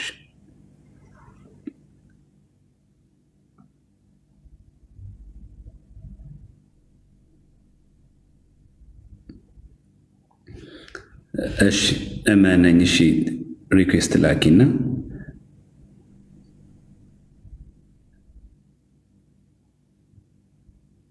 አላክሽማ። ኦኬ እዚህ ላይ ኢንቫይት ላድርግሽ። አክሴፕት በይሽ። አክሴፕት በይው። ወንድ ኮንክ ደግሞ አክሴፕት አድርግ። ኢንቫይት አድርጌያለሁ።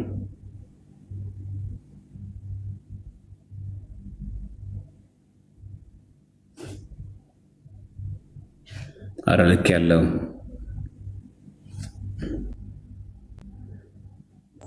እንዴት አለ እመጓ? ወይም ሴት ወይም ወንድ?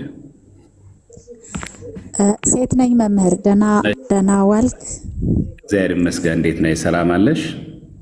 እግዚአብሔር ይመስገን። በእርግጥ ከዚህ በፊት የነበረውን አልሰማውም። አሁን ከቅዳሴ መጥቼ አሁን የሰማኋትን ግን ይሄ ሀሳብን ሰብስቦ በመጸለይ ዙሪያ ምንድን ነው ማድረግ የምንችለው እንዳልኩ ከዛ በፊት ያለውን አልሰማሁትም። ይቺ ግን ሁልጊዜ አይምሮ ውስጥ ሁልጊዜ አለ። አሁን እንዳልከው ነው። በስማም ተብሎ ይጀመራል። መጨረሻ እንዴ ጨረስኩት እንዴ ብዬ የምጨርስበት ጊዜ አለና እሱን በማስተካከል ዙሪያ ምን ማድረግ እንደሚቻል ከዚህ አስተምረ ከሆነ አልሰማውም፣ ይቅር በለኝ። ግን ይሄ ነው ጥያቄ።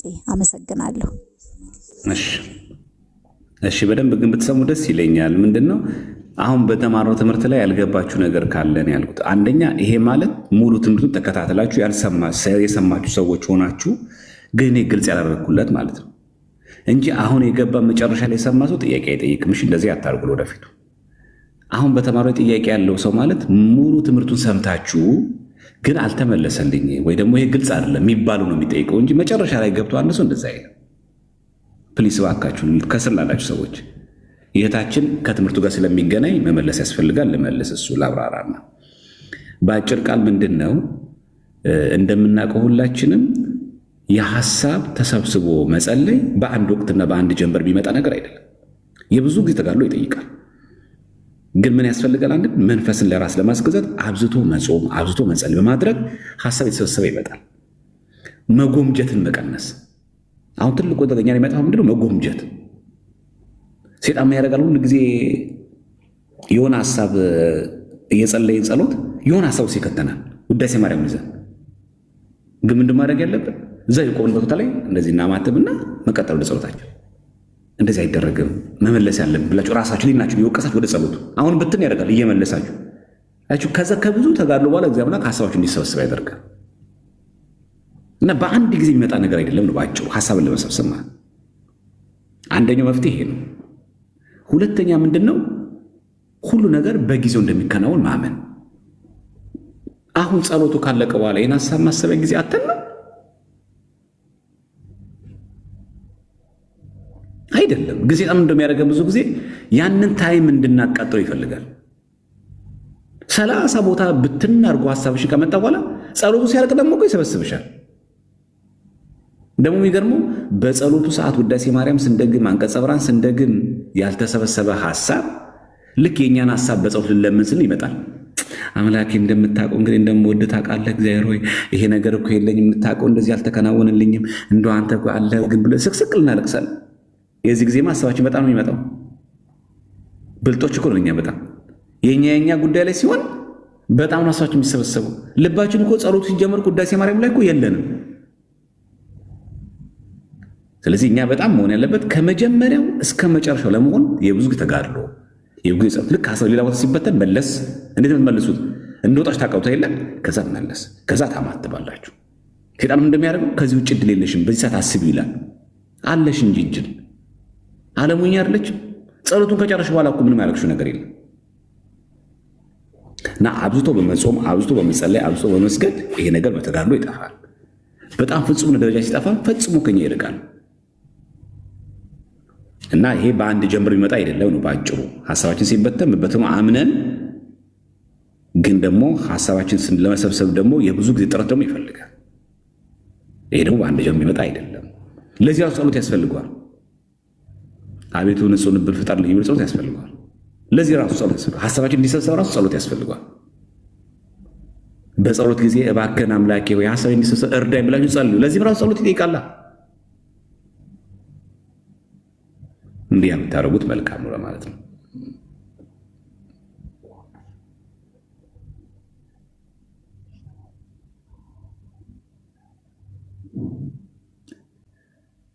እና በአንድ የሚመጣ ሳልሆነ እንደዛ አድርጎ እሺ።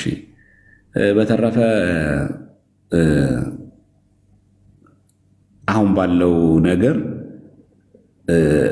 አንዳንድ ሰዎች ከተለያየ ችግር አንጻር ወደ ፖለቲካው ምናምን እየገቡ ፍርደ ገምድል ምናምን የሚሆኑ ከሆነ እናንተ ወደዛ ባትገቡ በጣም ጥሩ ነው። ለሁላችሁም መክረው ምክር እሱ ነው።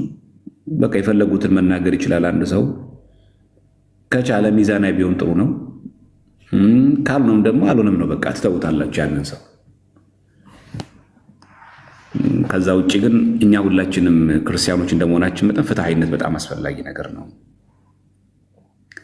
አሁን ባለው በእስራኤል፣ አሜሪካ፣ ኢራን ጦርነት ኢትዮጵያ ውስጥ ያሉ ሙስሊም ወገኖች ሁሉም ባይሆኑ በእርግጥ ሁሉም ብሎ መደምደም ስለሚከብድ አሉ። በየቦታው ስማርት አስተሳሰብ ያላቸው ሰዎች አሉ። እሱ እንደተጠበቀ ሆኑ። አንዳንዶቹ በቃ ኢራን እንደዚህ የሆነች ምናምን ነገር ምናምን እያሉ ልክ የሃይማኖት አስመስሎ ማቅረብ ይሞክራሉና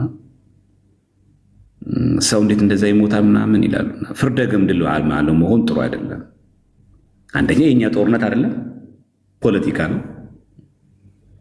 እንደ ሰው ማሰብ ደግሞ አስፈላጊ ከሆነ ደግሞ ማንም ሰው አይሞት ከማንም ማለት ነው። እንደ ሃይማኖት ሰው ስናወራ ማንም ሰው አይሞት። ሰው የተባለ ፍጥረት በሙሉ ማለት አይደለም ሰው እንስሳም አይሞት። ለምን ይሞታል እንዴ? አህያንም እኮ ያላገቡ እኮ መደብደብ እኮ ግፍ ነው፣ ኃጢአትም ነው። እንኳን ሰብአዊ ፍጥሩ ይቅርና ግን ከየት መጀመር ያለበት? አርሲ ላይ የሚገደሉ ክርስቲያኖችን ዝም ብለን ነው ስለ ኢራን የምናስበው? ፍርደ ገምድል መሆን ትክክል አይደለም።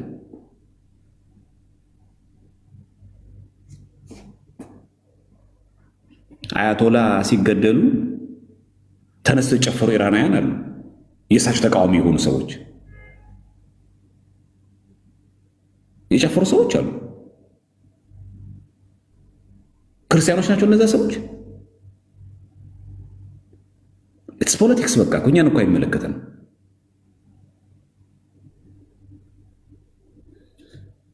እና አጉል እንትን ውስጥ ማድረግ ተገቢ አይደለም። በቃ ማንም ሰው መሞት የለበትም፣ ማንም መሞት የለበትም። ስለሚገደሉት የሚገደል ከሆነ ኢትዮጵያ ውስጥ የሚገደል ሙስሊምም ኢትዮጵያ ውስጥ የሚገደል ኦርቶዶክስም መጮህ አለብን። ስንናገር ፌር ነው መናገር ያለብን እንጂ አሁን ደርሰን የፖለቲካ ተንታኝ ባንሆን ጥሩ ነው። ይህ ብዙ ጊዜ ስለምናየው አንዳንዶቻችሁን በእልህ ምላሽና መስጠትና ነገር አስፈላጊ አይደለም። በቃ እኛ ኦርቶዶክሳውያንን ሰው በሃይማኖቱ ሊገደል አይገባም። ዛሬም ስቲል ይሄው በዚህ ሰሞን አሁንም ኦርቶዶክሳውያን በምስራቅ እየተገደሉ ነው ያሉት። ቋሚ ሲኖዶስ መግለጫ ወጥቷል። ሰው ይሞታል። አሁን ኢትዮጵያ ውስጥ በሃይማኖት ምክንያት ይገደላል። ይህን እንቃወም። መጀመሪያ የሚጀምረው ከወንድም ነው። አንተ ጎረቤት ያለህ ሙስሊም እየሞትክ እየተገደልክ ለአንተ ሳልናገር ባህር ማዶ ሄጅ የምናገረው ፌር ነኝ እኔ? የሚጀምረው ከቤት ነው። የሚጀምረው ከጓደኛ እኮ ነው። ለአንተ ያላሳየሁትን ፍቅር እዛ ባህር ማዶ ለማያውቀኝ ዝም ይህን ፍቅር ማሳየው። ይህ የሚጀምረው ከቤት ነው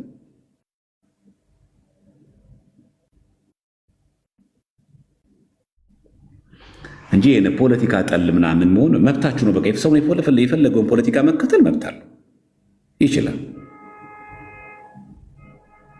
እንጂ እንደ ቤተሰብ ካሰበ ሰው መሞት የለበትም።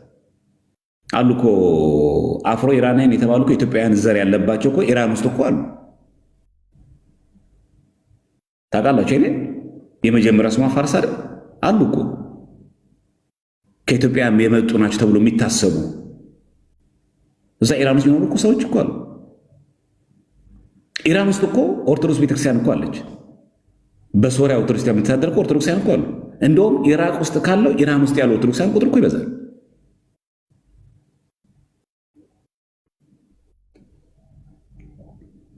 እንደ ሃይማኖት ቤተሰብ እናስብም ካለ እኛም ይመለከተናል። ምክንያቱም ያ ሚሳኤል ያ ቦምብ ያ ጥቃት ሲፈጸም እየመረጠ እስላም አይደለም የሚገድለው፣ ጦርነት ነው። ማንም ይገድላል። ሕፃን አይልም፣ ሴት አይልም፣ ወንድ አይልም፣ ክርስቲያን አይልም፣ ጴንጤ አይልም፣ ሙስሊም አይልም። ስለዚህ ፖለቲካ ውስጥ ገብቶ ወደ ሚዲያ ማምጣት ብዙ መዘዝ ብዙ ትርጓሜ ያለውን ይህን ጦርነት ወደዚህ አምጥቶ ኦርቶዶክስ ቤተክርስቲያን ለማጥቃት መጠቀም የለበትም። መብቱ ነው። አንድ ሰው እስራኤልን መደገፍ መብቱ ነው፣ መቃወም መብቱ ነው። በቃ ይሄ ከሃይማኖት ጋር መያያዝም የለበትም። አጉል ግን ቅቤ አንጓች ግን አንሆን። በቃ አለቀ። መብታችሁ እንደፈለገ አንድ ሰው መሆን የለበትም። የሃይማኖት ሰው ሆነ የሃይማኖት ነገር መጠበቅ አለበት። ትራኩን በቃ እኔ ኦርቶዶክሳዊ ክርስቲያን ነኝ። የኦርቶዶክሳውያን አስተምሮ መሄድ አለብኝ። የፖለቲካ ፍላጎት የፖለቲካ አቋም እዚህ ውስጥ መንጸባረቅ የለበትም። ወጥተህ ማንጸባረቅ ትችላለህ። እኔ ገሌን የምደግፈውና ልክ እንደ ኳስ ጨዋታ አርሰናል ማንቸስተር ማለት ትችላለህ። እንደ ጓደኛ እንደ ቤተሰብ ደግሞ ቁጭ ብለን ልናወራ እንችላለን።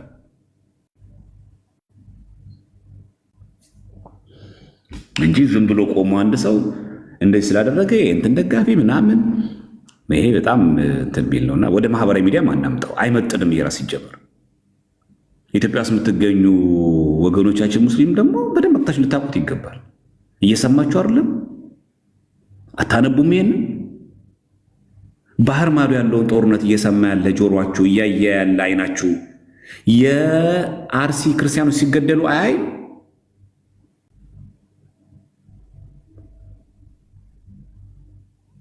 በጣም ድምፅ የሆኑ በጣም ጥቂት ሙስሊሞች አሉ። በጣም ድምፅ የሆኑ ማለት ነው። አዎ ሰው ቤትም ቦታ መገደል የለበትም በሃይማኖት ከሚሉ ሰዎች አሉ። ግን አሁን ማህበራዊ ሚዲያው ምናምን ላይ በጣም የሚወጡት እነማን ናቸው? በጣም ጽንፈኛ የሆኑ ሰዎች ናቸው። ፍትህ የጎደላቸው ሰዎች ናቸው ብዙዎቹ የሚወጡት። ስለዚህ እኔ በሀገሬም በዓለምም በየትኛውም ሰው ሲገደል የምንቃወም ከሆነ ሰብአዊነት ነው። እምነታችን ከዛ እንደግላችን ማራመድ እንችላለን። እሱም በውይይት በዲቤት ምናምን መወያየት እንችላለን። ስለ እምነታችን ያለንን ጉዳይ አስተምሯችን በመረጃ ማስረጃ ልናወራ እንችላለን። የፖለቲካ አቋም ግን ወደዚህ መንገድ አታምጡት። ያውም ደግሞ እኮ የዓለም ፖለቲካ ነው። ለፖለቲካ የሀገራችን ፖለቲካ በጣም በቂ ነው። እርስ በርስ ለማባላትም ለማጋጨትም ሀገራችን በጣም በዚህ ጥርሷን የነቀለችበት ልምድ ስላላት አታስቡ። ምንም የውጭ ጣልቃ ገብነት አያስፈልገንም። እዚህ ማንም ሰው የፈለገውን ነገር ቢደግፍ ምን ቢል ከሃይማኖት አንጻር ለምን እስራኤልን ደገፍክ፣ ለምን ኢራንን ደገፍክ በፖለቲካ ተብሎ አንድ ሰው አይወገዝምም፣ አይደነቅም፣ አይሸለምም።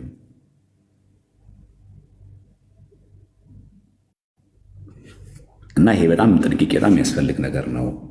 እና አንዳንዶቻችሁ መታችሁ ከእንትን ጋር ባታያይዙት በጣም መልካም ነው። እኛ ክርስቲያኖች ነን። አዎ ክርስቲያኖች ነን። እኔ ኦርቶዶክስ ነኝ። አዎ ኦርቶዶክስ ክርስቲያን ነኝ። ምንድነው እምነትህ? ሰው የሚባል ፍጥረት እንዲሞት አልፈልግም። አይደለም ሰው እንስሳ እንዲሞት አልፈልግም። ወደ ራስህ ካመጣኸው ደግሞ ካላችሁ ደግሞ ኦርቶዶክሳዊ ክርስቲያን በሃይማኖቱ እንዲገደል አልፈልግም። ይሄ ደግሞ የሁላችን ኦርቶዶክሳውያን እሳቤ ይመስለኛል። ከዛ ውጭ ፖለቲካው ልክ እንደ ኳስ ጨዋታው እንደገፈው እንጂ አንድን ሀገር ቅዱስ ሌላን ሀገር እርኩስ፣ አንዱን የተባረከ አንዱ የተረገመ አድርጎ ማሰብ በጣም ተገቢ አይደለም። ይሄ ሚዛናዊነትም የሚጎለው ነው እና አንዳንድ ጊዜ እዚህ ውስጥ እየኖረ አብሮ እየኖሩ ያሉ አካላት ጋር እንደዚህ መቆራቆሱት ከባህና ባካችሁን እዚህ እኛ ላይ አሁን የምናገኘው የኦርቶዶክስ ለነዛ ለሙስሊሞች አለ ለኛ ለኦርቶዶክሳውያን እዚህ ላላችሁ ሰዎች ለነሱ ምላሽ መስጠትም አትድከሙ። የኛ ሐሳቤን በደንብ ማጥራት ነው የሚያስፈልገው። ኦርቶዶክሳዊት ቤተክርስቲያናችን የምትጸልየው ለዓለም ሁሉ ነው አይደለም? በእንተ ቅዱሳት ላይ ስለ ዓለም ሁሉ እንማልዳለን የሚለው። ስለዚህ ምን ጸልየው ስለ ዓለም ሁሉ ነው የምንማልደው። ስለዚህ ጸሎታችን ሁሉ ስለ ዓለም ነው። ስለዚህ ስለ ሀገራችን ሰላም ብቻ ሳይሆን የምንጸልየው ስለ መከላከያው እንጸልያለን። ስለ ዓለም ስለ አፍሪካ ብቻ ነው፣ ስለ ዓለም ጭምር ነው የምንጸልየው። ስለዚህ የኛ ጸሎት ያንን ያካተተ ጸሎት ነው እንጂ የኛ ቤተክርስቲያን የሆነን ጎሳን እየመረጥ ከኛ እምነት ያለውን ሁሉ ፍጃቸው እኛም ብቻ በልዩ ጥበቃ አኑረን የምትል ቤተክርስቲያን አይደለችም። ሁሉም በሰላም በፍቅር ኑሮ የኛ ቤተክርስቲያን ልመናው ጸሎቷም ነው። ስለዚህ ከዛ ማይነካካ ነገር አታነካኩት። የሚገናኝ ነገር አለም ለማለት ያክል ነው። ምናልባት ቅድም በተማርነው ትምህርት ላይ እግዚአብሔር መንፈስ ነው የሚሰግዱት በመንፈስ ነው ሊሰግዱት ይገባል የሚለውን ያልተመለሰለት ያልተብራራ ሰው ይህን ሀሳብ እንዳረሰው ብዬ ነው እዚህ ጋር መሀል ላይ ያስገባሁት። ያልተመለሰለት ሰው ካለ ይቻላል መግባት ትችላላችሁ።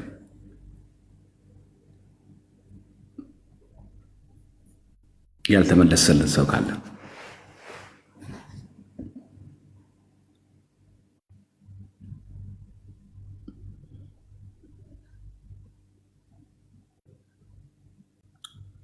በቃ ገብቷችኋል?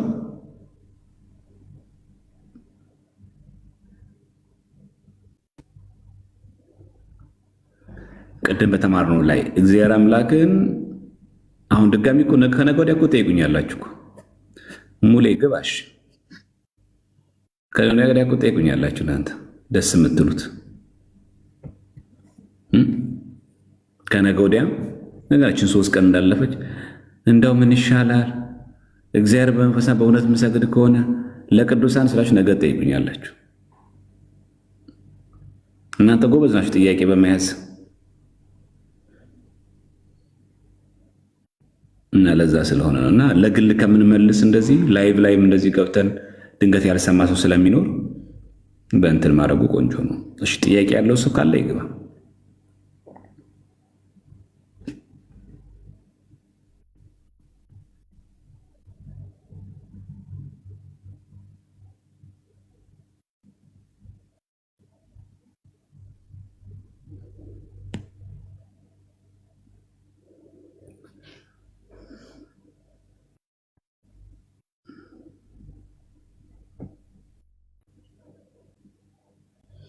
ቀሲስ እንደምን አሉ? ይፍቱን ይባርኩ። እንደና ኖት?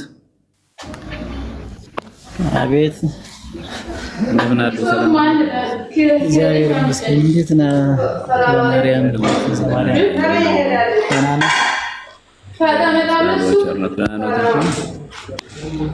እግዚአብሔር ይመስገን። ቃለ ሕይወት ያሰማልን፣ መንግስተ ሰማያት ያወርስልን። አሜን አሜን። አባቴ በጣም ቆንጆ አድርገን ሚወጣ አድርጊ በላት።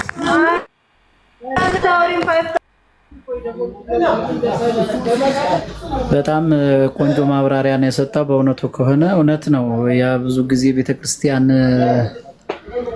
ቤትም ቦታ ስንሄድ በመንፈስ ግዘፍ ሰውነት ይቆምና ህሊናና አይምሮ ወደ ሌላ ቦታ ይበተንና የቅዳሴው ምን ላይ እንደደረሰ ሳይታወቅ እንዴ ከመቼው እዚህ ደረሰ የምንልበት ሰዓትም ስላለ ጥሩ ጥሩ ጥሩ ማገንዘቢያ እንደውም ይቺ ተለምዳ ማታውቅም እንደው ለየት አድርገን ያመጣህ ዛሬ ራሱ መቆም ያለበት መንፈስ ስለሆነ ስጋማ ምን አለ እንዴ ከተፈጥሮ እኮ ያው ስጋና ነፍስ ተዋህደው አንድ ላይ አይደል የቆሙት። ስለዚህ ስጋማ የስጋን ስራ መሬትም ሆኖ ይሰራልና የነፍስ ስራ ሲሰራ ነው አንድ ሰው ሙሉ የሚያደርገውም ነፍሱ ከስጋው የተስማማችለት ሰው ስለሆነ ሰው የሚባለው። በስጋችን እና በነፍሳችን ቆመን እዚያ በስጋችን በአካል በነፍሳችን ደግሞ ከክርስቶስ ጋር ተገናኝተን ያን ቅዳሴውንም ጸሎቱን ካልሰማን ዋጋ የለንም ማለት ነው። ለምሳሌ ያህል አሁን አንድ ሰው ጸሎት እየጸለየ መጀመሪያ ለራሱ ትርጉሙን ካልሰማው እንዳልጸለየ ነው የሚቆጠረው ማለት ነው። ማን ሊሰማው ይገባል? ራሱ ነው ሊሰማው ይገባል። ያ ምኑን ጾሙ እንትን ጸሎቱን ውዳሴ ማርያሙን ሰአሊ ለነ ቅድስት ብሎ ቅድስቶ የለምኝልኝ የሚለው ራሱ እንዴት ነው የምለምናት? በመንፈስ መንፈሱን ከክርስቶስ ጋር አገናኝቶ ያችን ካለመነ ጸሎቱ አልገባለት አልደረሰም ማለት ነው። ለምን አላወቀውም? እሱም አልደረሰውም። እሱ ያልሰማውን ጸሎት ማለት ይሰማለት ነው የሚፈልገው። ስለዚህ በሐሳብ ህሊናችንን ሰብሰብ አድርገን ኮስተር ብለን ሰውነታችንን ቅንት ሳይፈከ እንትን ወገውን ታጥቆ በራሱ ቆሞ ያን ሲያደርግ ምን ይሆናል? መንፈሱ ከስጋው ጋራ በግዘፋ ከተሸፍና ከጸባዖተ አርያም ትደርሳለች ማለት ነው። ስለዚህ አንድ ሰው ቤተክርስቲያን ቆሞ ተሳልሞ ወደ ቤቱ ሲመለስ ቁጭ የሚለው የጥሞና ጊዜ የሚባል ይሄ መንግስተ ሰማያት የምናስብበት ያቺ ሰዓት እንደዚያ ነው ማሰብ ያለብን ማለት ነው። እና መምህር ቃለ ሕይወት ያሰማልን። በእውነት ጥሩ ማብራሪያ ነው። ተመችቶኝ ቁጭ ብዬ እየሰማሁ ነበረ። ቃለ ሕይወት ያሰማልን። አሁን በዚህ ላይ ብናገር ያንተን ነገር ሙሉ ለሙሉ ላበላሸው እችላለሁና እግዚአብሔር አምላክ እድሜና ጤና ይስጥህ። የመምህርነት እድሜን የአገልግሎት ዘመንን እግዚአብሔር ባርኮና ቅዱስ ተስጥን። ልጆች ወልደ ከሆነም ልጅን ትዳርን ሁሉ እግዚአብሔር ባርኮና ቀድሶ ይስጥህ። እንዲህ ያሉ መምህራንን ከፊት ከቤተ ክርስቲያን እንዲሁ ከዚህም ከሁሉም ቦታ ያጥፋብን። ሰላም እግዚአብሔር ካንተ ጋር ይሁን። እግዚአብሔር ይስጥልኝ። አመሰግናለሁ። እሺ እግዚአብሔር ያክብርልን ቀሲስ። እንደውም ምን ትእዛዝ ባሉኝ እዚህ መጽሐፈ ሐዊ የሚል መጽሐፍ አለኝ ቤተክርስቲያን ላይ እና እዛ ላይ ምን ይላል? ጸሎት ስትጸልይ ይላል የጸሎቱን ትርጉም አውቀ የጸሎቱን ምንነት ሚስጥሩን አውቀ ጸልይ ይላል። አይን የጸሎቱን እኮ ትርጉሙን አላውቅም ካልክስ ይልና የጸሎቱን እንኳን ትርጉሙን ባታቅ ጸልይ። ልክ ለምሳሌ አይን ያለው ሰው መንገድ ቢራመድ ገደሉን ድንጋዩን እያየ ይሄዳል። አይን አለው እያየ ይሄዳል። ጸሎት ማለት ያ እያስተዋለ የሚጸልይ ሰው ማለት አይናማ ሆኖ እንደመራመድ ነው። የጸሎት ትርጉም ሳይገባው የሚጸልይ ሰው ልክ እንደ አይነ ስውር ነው፣ ግን ዱላ ይዟል። ከዛ ምን ያደርጋል? በዛሽ ዱላው ማለት ነው። ልክ ለምሳሌ ይህን እንደ ዱላ ብታደርጉት በዛሽ ዱላው እንዲያለ ሲሄድ የአይነ ስውር ገደል ውስጥ እንዳይገባ ነው እያየ ከፍታውን ዝቅታውን እያየ እንዲህ ሲሄድ አይነ ስውር ነው። ቢያንስ አውሬዎች ምናምን ነገር ይሸሹታል። ለምን? አውሬዎች ምናምኖች ያ ሰው አይነ ስውር እንደሆነ አያውቁም። እነሱ የሚያውቁት ድንጋይ ማን ነው ዱላ የያዘ ሰው ነው። ስለዚህ እነዛ አውሬዎች ምናምን ይሸሹታል፣ ይርቁታል።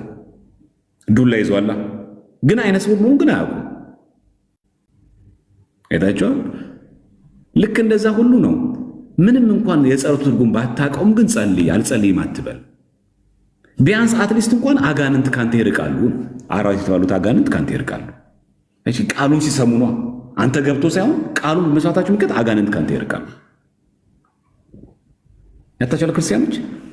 ስለዚህ የሆነ ትርጉሙ አይገባኝ ሳንጸልይ መቅረት የለብን። በቃ መሰረታዊ ጉዳይ ከነፍሳችን ጋር። ይሄን ግን በደንብ አስተውሉ ክርስቲያኖች። ብዙ ሰዎች የሚያጣሉት ይሄንን ነው። የነፍስ ንጽህና ያስፈልጋል ማለት የስጋ ያስፈልግ ማለት አይደለም። ጥያቄ ልጠይቃችሁ ሴቶች፣ በነፍስ ከልቡ የሚወድሽ ወንድ አይ በአፉ እንደዚህ በንግግሩ በሚያደርገው ነገር በተግባር አያሳየኝ ማለት ነው። እኔ ልብህን ነው የምፈልገው ከልብህ ትወደኛለህ ስትጠይቂው አይ ከላዩ የምትናገረኝ ወድሻለሁ የምትለኝን አፈቅርሻለሁ አይወደኝ እያላችሁ ሴቶች እስቲ ፍቅረኛ ያላችሁ ወይ ደግሞ ያገባችሁ ሴቶች እስቲ መልሱልኝ። ሌሎቻችሁ ዝም በሉ። ከልብ የምታፈቅሪውን ሰው የምትፈልጊው አይ ከልብ ብቻ ማፍቀሩ ልቡን ብቻ ነው የምትፈልጊው። በቃ ከኔ ግን በጣም ነው የሚያፈቅረኝ ከልቡ ነው የሚያፈቅረኝ ዋናው ልቡን ነው ብለሽ እወድሻለሁ አፈቅርሻለሁ የሚለው ነገር በተግባር እንዲያሳይ ሳትፈልጊ በውጭስ እንዲያሳይ አትፈልጊ። ውጭን እኮ ስለምናይ አይደል እንዴ? እንጃ ግን አዝማሚያ ግን ደስ አይደለም ይላል። ለውጭ ምን ያለና ለምን ውጭ እኮ የውስጡ ነጸብራቅ ነው። ስለዚህ ምን ለማለት ነው ባጭሩ? አጫጠር ባንተ ስንመልስ ምንድን ምናደርገው? እግዚአብሔር በመንፈስ ያገለግሉታል ማለት በስጋችሁ አትስገዱ ማለት አይደለም። ሱባኤ አያስፈልግም እያለ አይደለም። ይሄ ውጫውን ሊሰስ መስገድ ምናምን አያስፈልግም እያለ አይደለም። መስገድ አለብህ፣ ልክ ነው፣ ግን ከልብ ይሁን ነው። አይታችሁ ሪፍሌክሽን ነው ከውስጥ በቃ የሽንገላ አታርግብኝ፣ ከእውነት ለእኔ ያለን ፍቅር በእውነት ተገዛልኝ። ቅዳሴ ላይ ቁም፣ ልክ ነው፣ በአካል መቆም አለብን። ቅዳሴ ተጀምሮ እስከሚያልቅ ድረስ ቀጥ ብለህ ቁም፣ ግን በአካል ብቻ አይሁን። ሐሳብህም ልብህም ከእኔ ጋር መሆን አለበት። አሁን ገብቷችኋል? ስለዚህ እግዚአብሔር መንፈስ ነው፣ የሚሰግዱት መንፈስ በእውነት ነው ማለት እግዚአብሔርን ስናመልከው እግዚአብሔርን ስንወደው ስርዓት አምልኮ ስንፈጽም በምን መሆን አለበት? በመንፈስና በእውነት ከልባችን መሆን አለበት እንጂ ቤተ መቅደስ አያስፈልግም ማለት አይደለም። አንድ በአካል በስጋ መስገድ አያስፈልግም ማለት አይደለም። ስለዚህ በስጋችንም እግዚአብሔርን እናከብረዋለን፣ በነፍሳችን እግዚአብሔርን እናከብረዋለን። በስጋችን ብቻ የሚል ነገር ቀርቷል። ያ የብሉይ ኪዳን ነው። በቃ አንድ ሰው የፈለገውን በልቡ ያስብ አይመለከትም። ብቻ ግን ለቤተ መቅደስ የሚያስፈልገውን ነገር ፊዚካል ተዘጋጅቶ ይምጣ። በተረፈ ግን ልቡ ምን ያስብ ምናምን ሌላ ጉዳይ ነው እሱ። ይሄ ብሉይ ኪዳን አይደለም፣ ሐዲስ ኪዳን ነው። እዚህ በምን መገዛት አለብን? በመንፈስና በእውነት።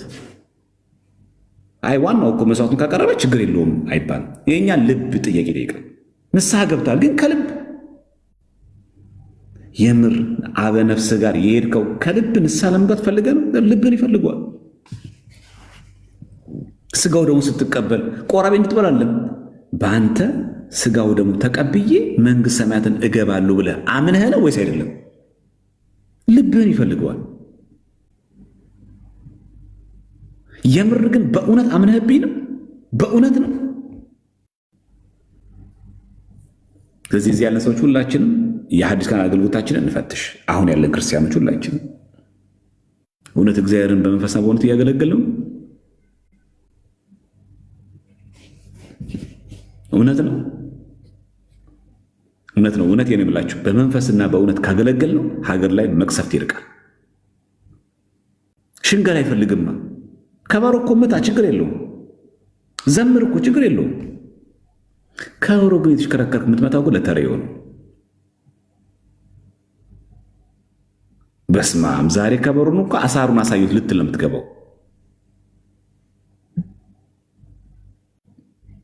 ለዛ ነው በረከት የምናጣው፣ ረድኤት የምናጣው ማለት ነው።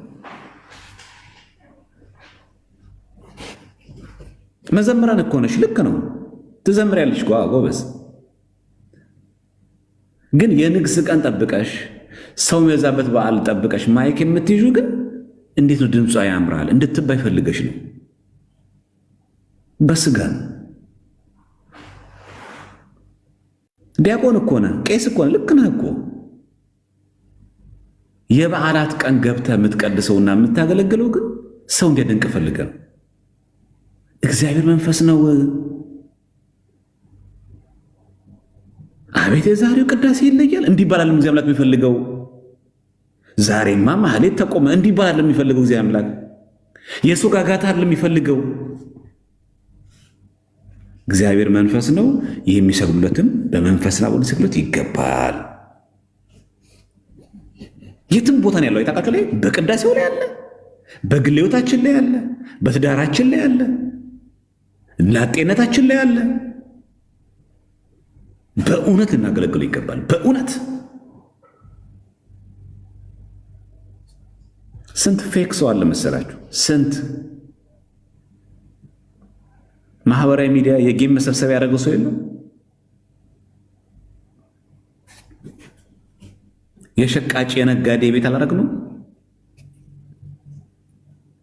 በስመ የቤተ ክርስቲያን ላይ ስንት ሴቶች አልተበላሹ?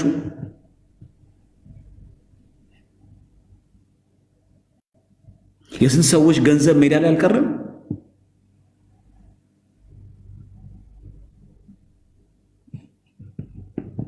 አሁን ቀሚስ ስላሳመርን በጥሩ ካሜራ ስለተቀረጽን አንድንም።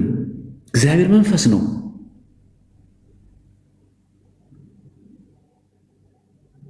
ስለዚህ እግዚአብሔር የሚፈልገው ከልባችን ነው። የወደደንም እግዚአብሔር ከልቡ ነው አይደል? ኃያል ወልድን ፍቅር ከሰማይ ሳበው እስከ ሞትም ድረስ አደረሰው። ምን ኃያል ወልድን ምን ሳበው? ፍቅር። ፍቅር ሰሃቦ ለወልድ አለ የሚለው ቅዱስ ዮሐንስ አፈወርቅ። ኃያል ወልድን ፍቅር ከሰማይ ሳበው፣ ከዛስ እስከ ሞት ድረስ አደረሰው።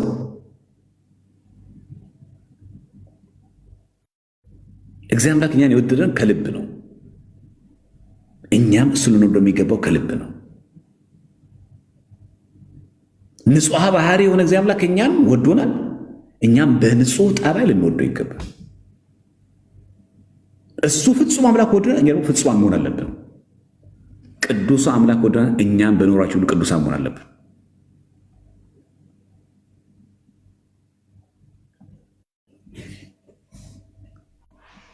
እና በአጭር ቃል እግዚአብሔር መንፈስ ነው፣ የሚሰግዱለትም በመንፈስ አብረው ሊሰግዱለት ይገባል።